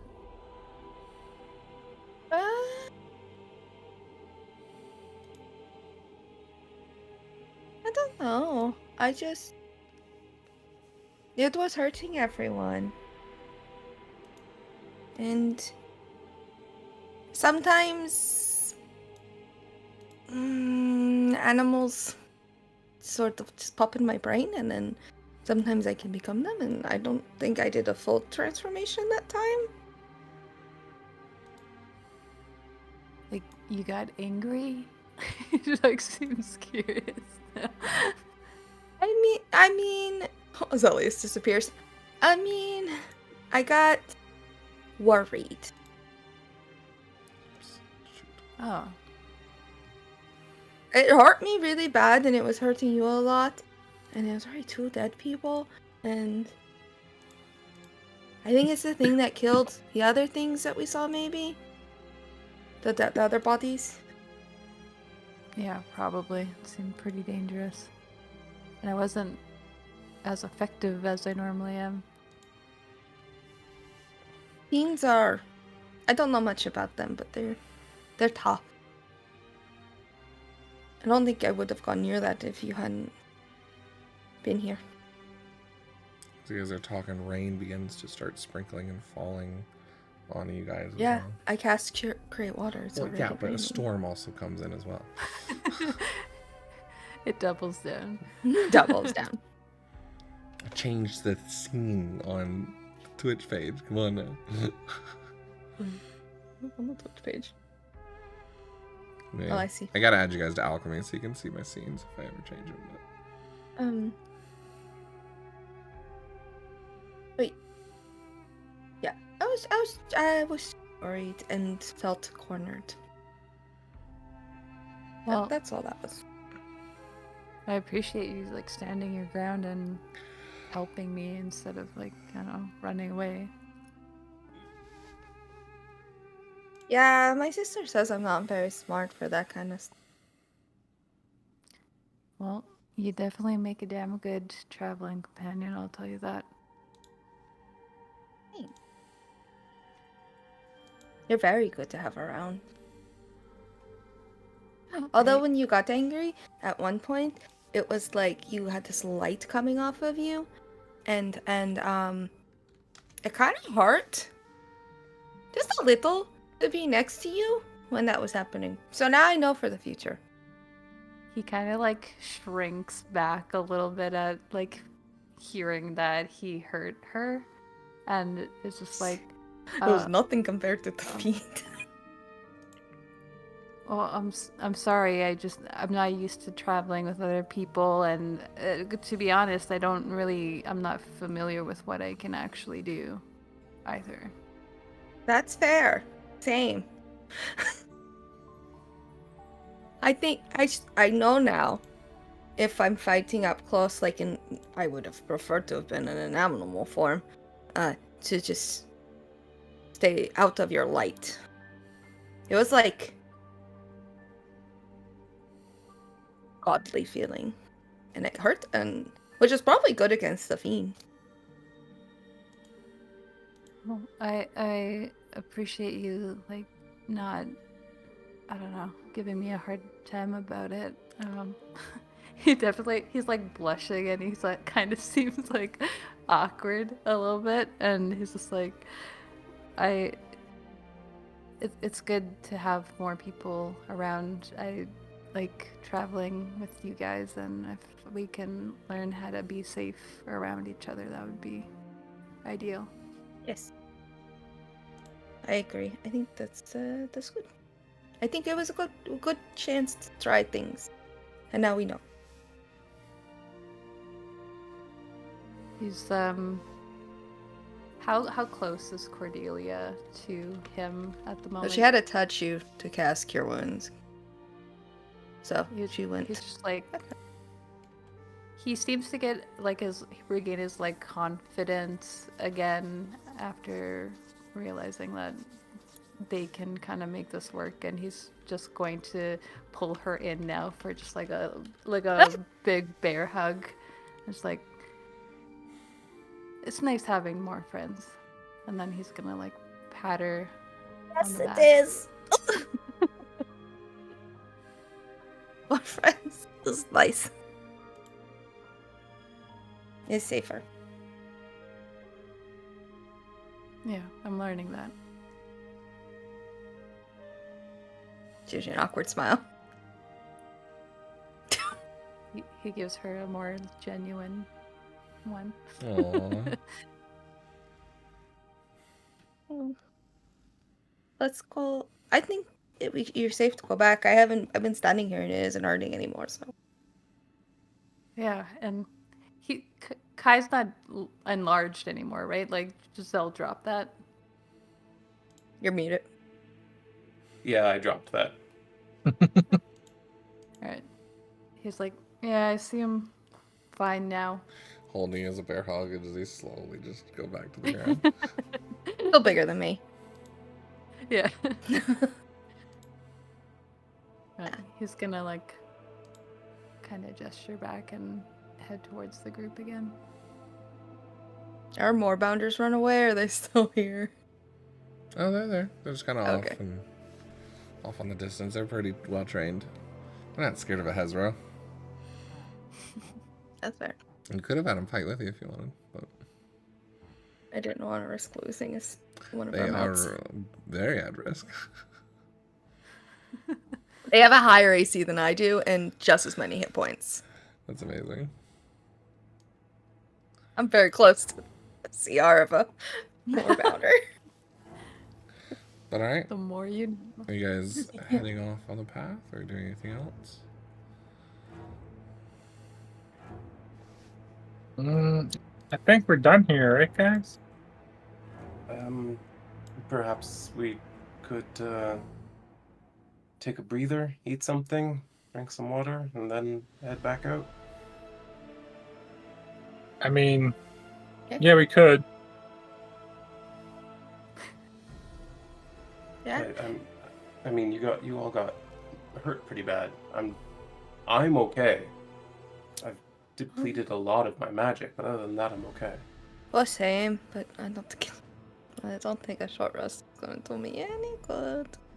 I walked it off, it's fine. All right, well then, let us proceed. Alright. You guys kind of gather up any supplies and eat anything, any rest before you need to go. Start taking off again in hopes of capturing Irvon before it gets too far. One of my lead group give me a survival check. Are you guys going at fast pace? Yeah. Yeah. Now that we especially know he's a whole day ahead of us. Yeah. How is he still Finally. a whole day ahead of us? I don't know. I rolled a base at 10, 17. I have a 21. Boy, might not have rested. He's exhausted. That's good for us. What'd you guys get? 21. 21. Do you roll at advantage, or Cordelia, you rolling as well? Oh, I got a 17. 17, okay. Yeah, as you guys are able to follow along this path, about an hour in, you guys hear another shriek off in the distance of that. What you thought was a rock, but it's much more louder. Almost booming and echoing along the canyons. This could be that Gloomstalker you guys heard of earlier. Go ahead and give me perception checks as you push through on the couple next hours. It's looking into dusk time now. 25. 17. But we rolling it all? Yeah. 17. 17? Okay.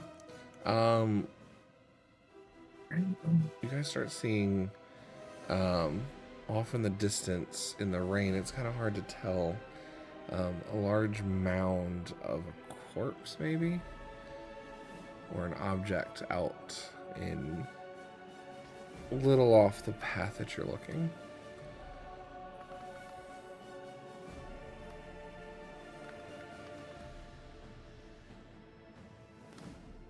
What the hell's that? Probably something we shouldn't go near. And Start giving it a wide berth. Yeah, I think best avoided. Yeah. At the moment. Zelis, you kind of think about pushing past it, and there's a tug from you that you feel a connection. As you almost feel something else wanting you to go down that route. On second thought, it might warrant Whether you trust it or investigation. not, it's up to you. mm-hmm. Are you crazy? Mm-hmm. Let the DM fuckery continue. You want to go see what that is? Why? I feel something from it. For all I know, Irvan may be there. Probably not, it's probably that asshole, but...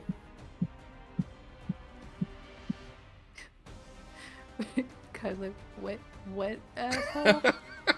What? Listen, I know it may be not the best decision, but I feel we have a reason to at least look. If it seems dangerous, we can run. Okay, give me a second. Press the red button. I'm gonna turn into an animal first. I don't trust anything. Turn into a giant cave badger again. You do Like- that on top of the moorbounder? Seriously, this is what that. Are you telling the moorbounder not to eat you before you do this? Yes, I tell him I'd be back. How You to just convey say, I'll be this? back? No, I said I'll be back. I'm going to be a giant animal. Please don't attack me. I like to eat animal. Go over there and eat something. I point off him. You're hungry. Do you want me to hold it? Sure. You stay back? Right. Past speak with animals. And I'm gonna be like, hey, come here. I got something for you. And he's just gonna hold out his hand. But as soon as like if it comes towards him, he's gonna try to like grab it by the scruff of his neck. Trickery. So, what are you guys doing? I am now a giant cave badger. Tremor sense? And I... Tremor sense? Yup. And I just, like, nudge Zelius to get on my back. Okay, yeah. Alright. Okay. Watch my horse for me. Ride the giant badger. When they start heading off, Bibble will draw his bow and just ready. It's about 100 feet away. So, yeah. That's fine. I have a longbow. Yep. I'm gonna keep sniffing around till see if anything feels weird. You smell death. Oh, I mind link before I turn into a badger with Zelius, so I can actually talk to him. Oh, sweet. Because wild shape. Alright, nice and easy then. Okay. Just sniffing. Yeah, smells like death, and we gotta get a little closer to figure it out. I'm just gonna keep my wits about me as we get closer. Okay. Give me a perception check, Zelius. Yep, and I'm gonna cast guidance on myself as I do it. That is 20. Perfect. As you guys start getting closer, Kaizen, Bill, are you staying put? Yeah. I'll be bow ready in case something crazy happens. Kaizen, you're holding more bounders? Yep. Okay. As you guys get closer, it's almost like, you know, that oasis look of like in the desert as the heat rises and kind of makes almost like that shimmering. There's like this shadow that seems to be erupting from this object.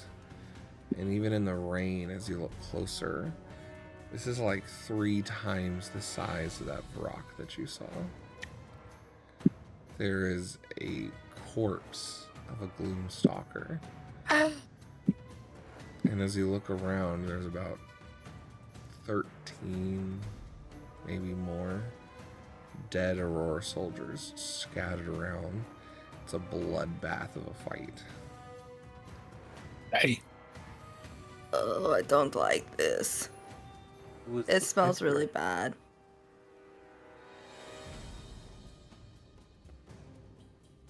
Why would I feel pulled towards this? Maybe there's something...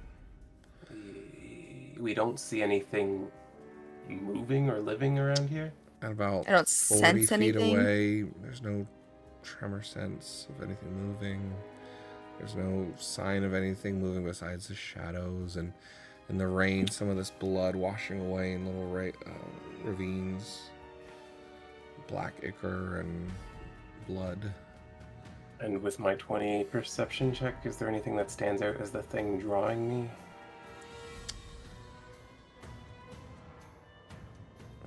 Not in this area,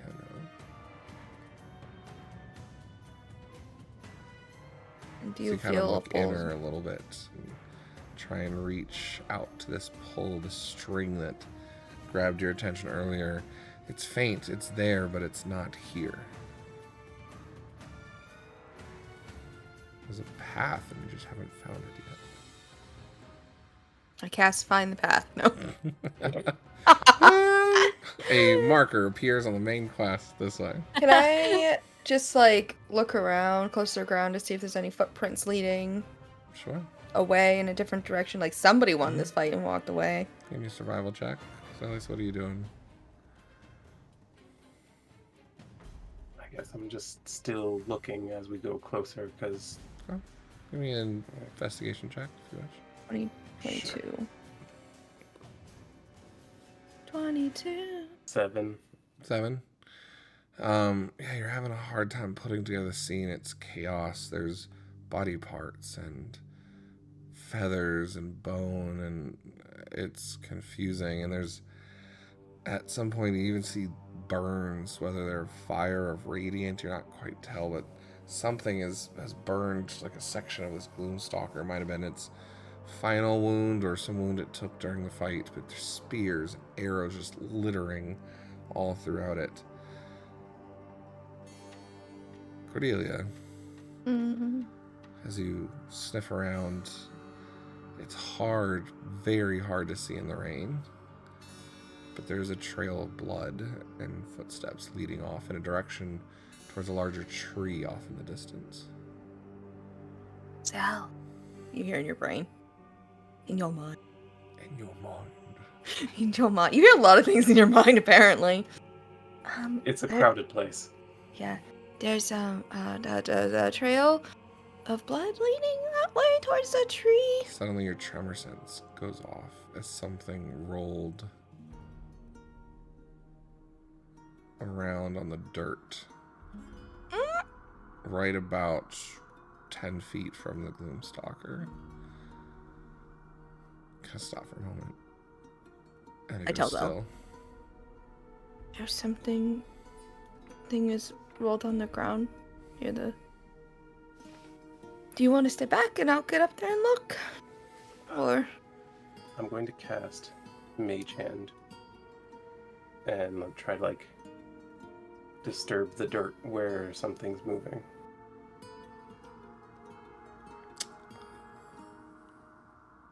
Yeah, I'd say with the mind link, there's enough location-based direction to kind of get you an idea or an image of that spot there, sort of thing. Stretching it a little bit. Go ahead and give me an Arcana check to see if you can scrounge around in the dirt, figure out what exactly it was that caught off Like, your how, sense. how big did it feel? Small. Okay. 13. 13? 13. Yeah, your mage hand finds something, and kind of looking up where it is, it seems like it might have fallen out of the mouth of this Gloomstalker. Like something just happened to roll out of it. And I, like, lift it up. There's a hand with a ring on it. Ooh. is it? Do I recognize the ring? I draw it towards us. You very much That was- recognize the ring now. That's his ring. Whose ring? And it's broken, as there's the red gem that used to be on it and now broken. Some sort of magic item was used on it. Fireball or something. Oh, I forget Shaggy's real name. I keep calling him Irvine. Shaggy in my notes. Irvine? Like zoinks! It's Irvine's family ring. Oh no. Is Did it that in thing its... eat him? Well, there's... Okay, maybe. Maybe, but there is, like, someone alive. Or at least they were alive and they're over at that tree. So they could have took it up, too. If they knew what it was. Should we get the others? This arm was moving? It fell out of the mouth. Oh. So it bit off I see. the hand. All right. Whether or not... What if Irvine's in the tree? You What can if see it there's just like lost a like hand? A piercing through the hand that like looks rugged, but almost looks like another tooth that caught it like between its thumb and whatnot. The tracks, and I'm asking Cordelia this mentally. The tracks leading away, was there a blood trail with them? It was a lot of blood. I mean, it's still bloody and it's raining, so, like, the fact that I still see blood is a lot. Like, Okay. maybe a limb's worth. I'm going to turn and She's, like, freaking out. make a sharp whistle at the others and enhance it with thaumaturgy so they can hear me over the storm. As you do, the groan of the Gloomstalker begins to lift. I'm just kidding, just joking. No, it's dead. It's not moving. You son of a bitch. Hey guys, you want to fight an almost dead Gloomstalker? No! He wanted to fight something. Oh, that We would have been a did. great ending. But no, nothing Too bad. happens. I need my notebook. I guess You guys hear Zellius whistle you over. I guess they want us to come over. Yeah, it sounds like it. He's like, go, and like tries to get Cordelia's moorbounder to like go in the direction that Cordelia's. I think you're technically riding on its child. I think they were a family. So, So it should it'll want to probably follow Alright, wherever you he's- take its he's kid. gonna go ahead then and go towards the others. Yeah, I'll grab Zell's horse's reins and have her prowl along next to me. See one of the more bounders kind of looking at the horse, lick its lip a little bit. No. I mean, the dead Gloomstalker. Once they're kind of getting close to us, then immediately I'll be like, all right, now follow the trail. Okay. You guys taking off that way? Are you going stealthy? Yeah, I think we Fast maybe pace. can stealth this. Maybe. Maybe. Just definitely try. That's Stealth is for the weak. We've got a lot of big animals with us, so but we also have the cover of the storm that might drown out the noise. And So we have more bounders. It doesn't hurt to try, doesn't hurt to try. I'm gonna cast guidance on Any myself. stealth rolls for the animals included. Okay. That's I got a 3. nat 20 for me. Oh, I Okay, guess so that washed out 3. 7. That's a 4 for I'll roll Kai. my Moorbounder. Oh my gosh. Better stealth than I do. It's not looking my good so more far. bounder The got a Moorbounder got 20. a 14. The more bounders are making less noise than you guys are. I rolled a nat 20. Good. But yeah, as a group check, for the most part, you guys are slucking in through the mud and clanking a little bit, and there's packs that are slapping off the side of the horse. And What's the guy's name again? I keep saying Shaggy in my head. Urban Wasteland. Urban. Winks, man. He took my arm. That's why I keep thinking of Shaggy. That's why I killed him off, because it's just Shaggy. At least Aok is kind of different than Jester. This is just Shaggy. Alright. We make our way to the tree. Kai has no idea what's going on, but we're here. Can I switch mind lengths while I'm... Because it's not really a spell. Technically, I think you should be able to. I'll relay the information to everyone as we're walking. The other two as we're walking. But then I'll eventually sync back up with Zelius. I think I'll be a lot more lenient with that part. I know because I'm not very lenient with the meditation, sleeping stuff. I'm not technically meditating. I'm sleeping. I'm just not dreaming. True, yeah. Because sleep spells will affect me. Yeah. Dream spells don't. Right. All right, go and give me perception checks as you guys kind of come up on this tree in the distance. It's this large, kind of think of like the African tree where it's large with the bristles that come over and kind of keep a whole radius of like 50 feet dry from the rain. Natural 20, 27. 18 for me. Also natural 20, 21. Nice. 7. You guys also have inspirations too if you guys want to fix those stealth rolls. Just thinking about that. Nah, I don't have any. Okay. As you all come up, there is clearly a figure slumped against the base of this tree. And as you get closer without the rain, just this heavy path of blood now pooling there. Shaggy hair, kind of a cloak around, a hood up, one hand down with a stump of an arm, kind of bounded with a bloody wrap. They're looking quite pale. So you appear to be breathing. You'd have to get closer. You're still about 60, 90 feet away. Okay, well, let's keep creeping closer until we're noticed or we have to take some other action. As you do, kind of the head's kind of slumped down. But you do notice there are shallow breaths. As you get closer, about 30 feet away. Just outside 30 feet.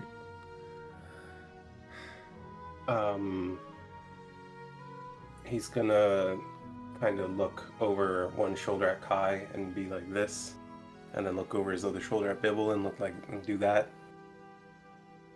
Go out wide. Yeah. Yeah. Bibble will follow the instructions. Creeping.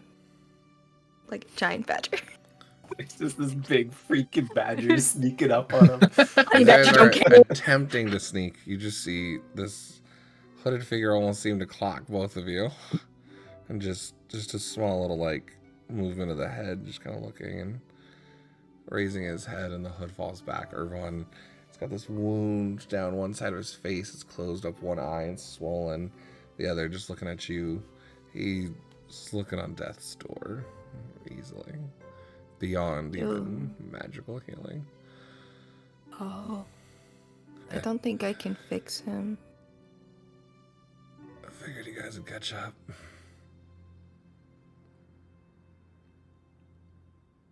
Yeah, I didn't know that I would come for you.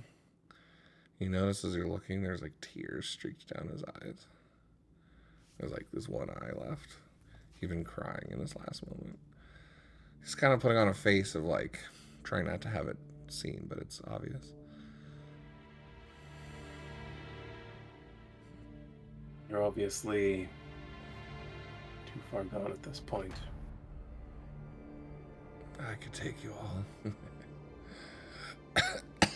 No, you cannot. He hears in his head. No, even with my magic, I couldn't bring you back from this. Kind of looks up a bit. I think this is it. I won't be resurrected from this one. Really? Do you see a Luxon anywhere nearby? I do not know what they look like. Could be. You have any final words for loved ones?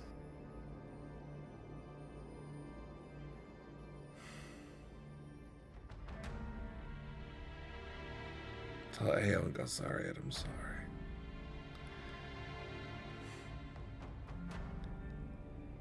I'll let him know. We have intention to meet up with him again. Just trying to make my family happy. And with his free hand, he'll just reveal kind of the vestige that's around his neck.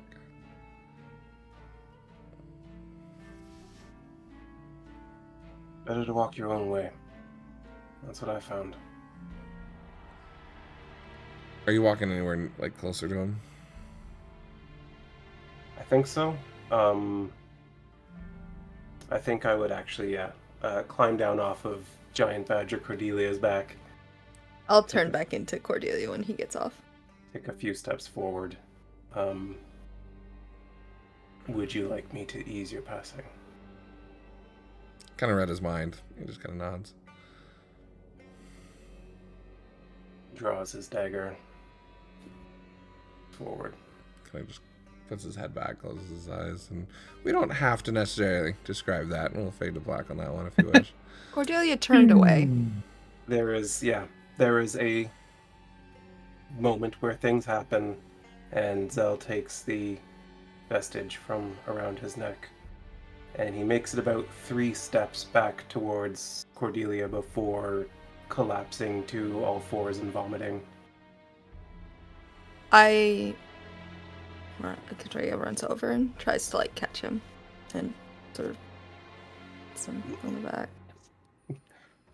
It's the My Hero Academia. It's just rainbow glitters. Yeah. Guys, you can get over here. I really hate this kind of work. The rain's. It's already raining. So I was gonna have her do it. Well, it's not raining underneath the tree, as the tree's 60-foot radius has kind of left us all dry, and it's a good place to camp if you wish. With the dead bodies. Well, the dead bodies are about 100 feet, 200 feet back. Yeah, but body. his one but his is yes. particularly making Zell feel sick. Maybe maybe we should bury him. Did he have the amulet? Yes, he did. And he holds it up, and he's like clearly trying not to throw up again. Feel the warmth of it back, as it does not seem to have been attuned to in the meanwhile. Either he did not take time or he was not able to. It feels good to have it back, but it really shouldn't have had to go this way. And he puts it on again. What you did was mercy. He was going to die. Frankly, surprised I had it in me.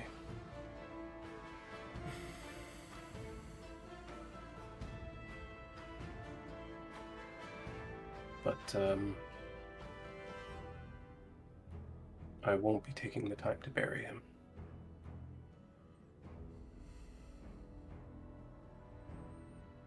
I feel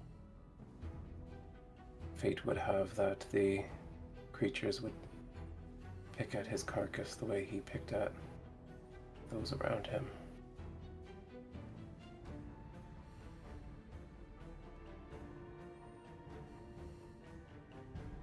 That's pretty dark. I like it. I was just more worried if we were gonna camp here. We shouldn't have a dead body near us. I agree. In fact,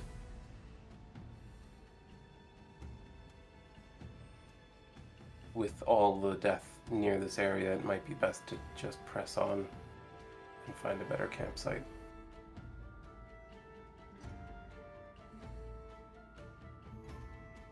We always thought it was bad luck to continue traveling through a storm, but I understand.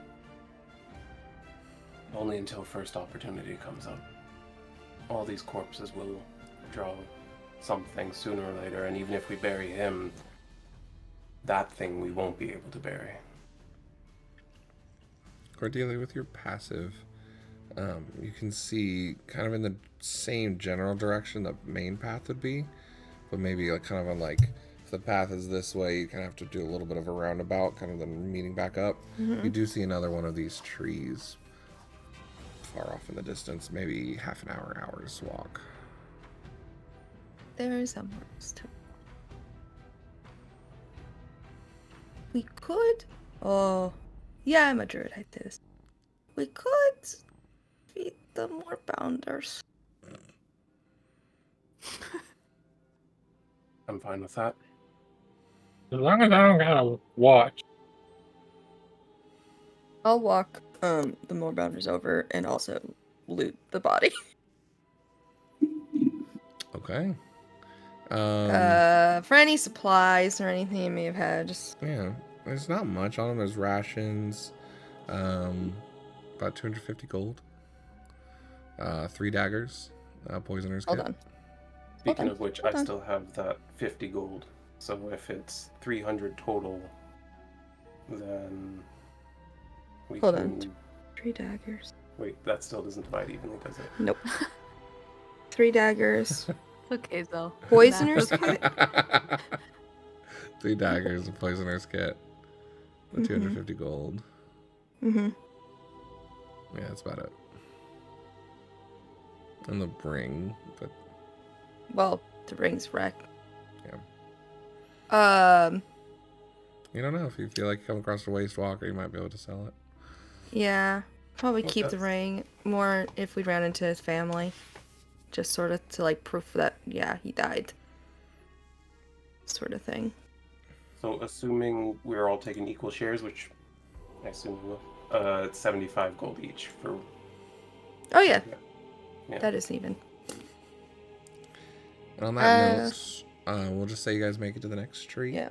We'll start there, settling down for camp next time with about 2 days travel next to the caravan if you guys wish to stop there. And I think it's another 4 days after that. Holy shit. Long travel. It's a 12-day normal travel. You guys made it down to 9 by pushing yourself. But it's... We'll keep pushing. Still got about 3 days after if you push it, and 5 days if you don't. So it's a bit of a travel, but you guys are making it in a good way, and we'll go ahead and end on that note. Thank you guys so much for bearing with us here as our group successfully caught up to Irvine and made some friends along the way with Aura Watch.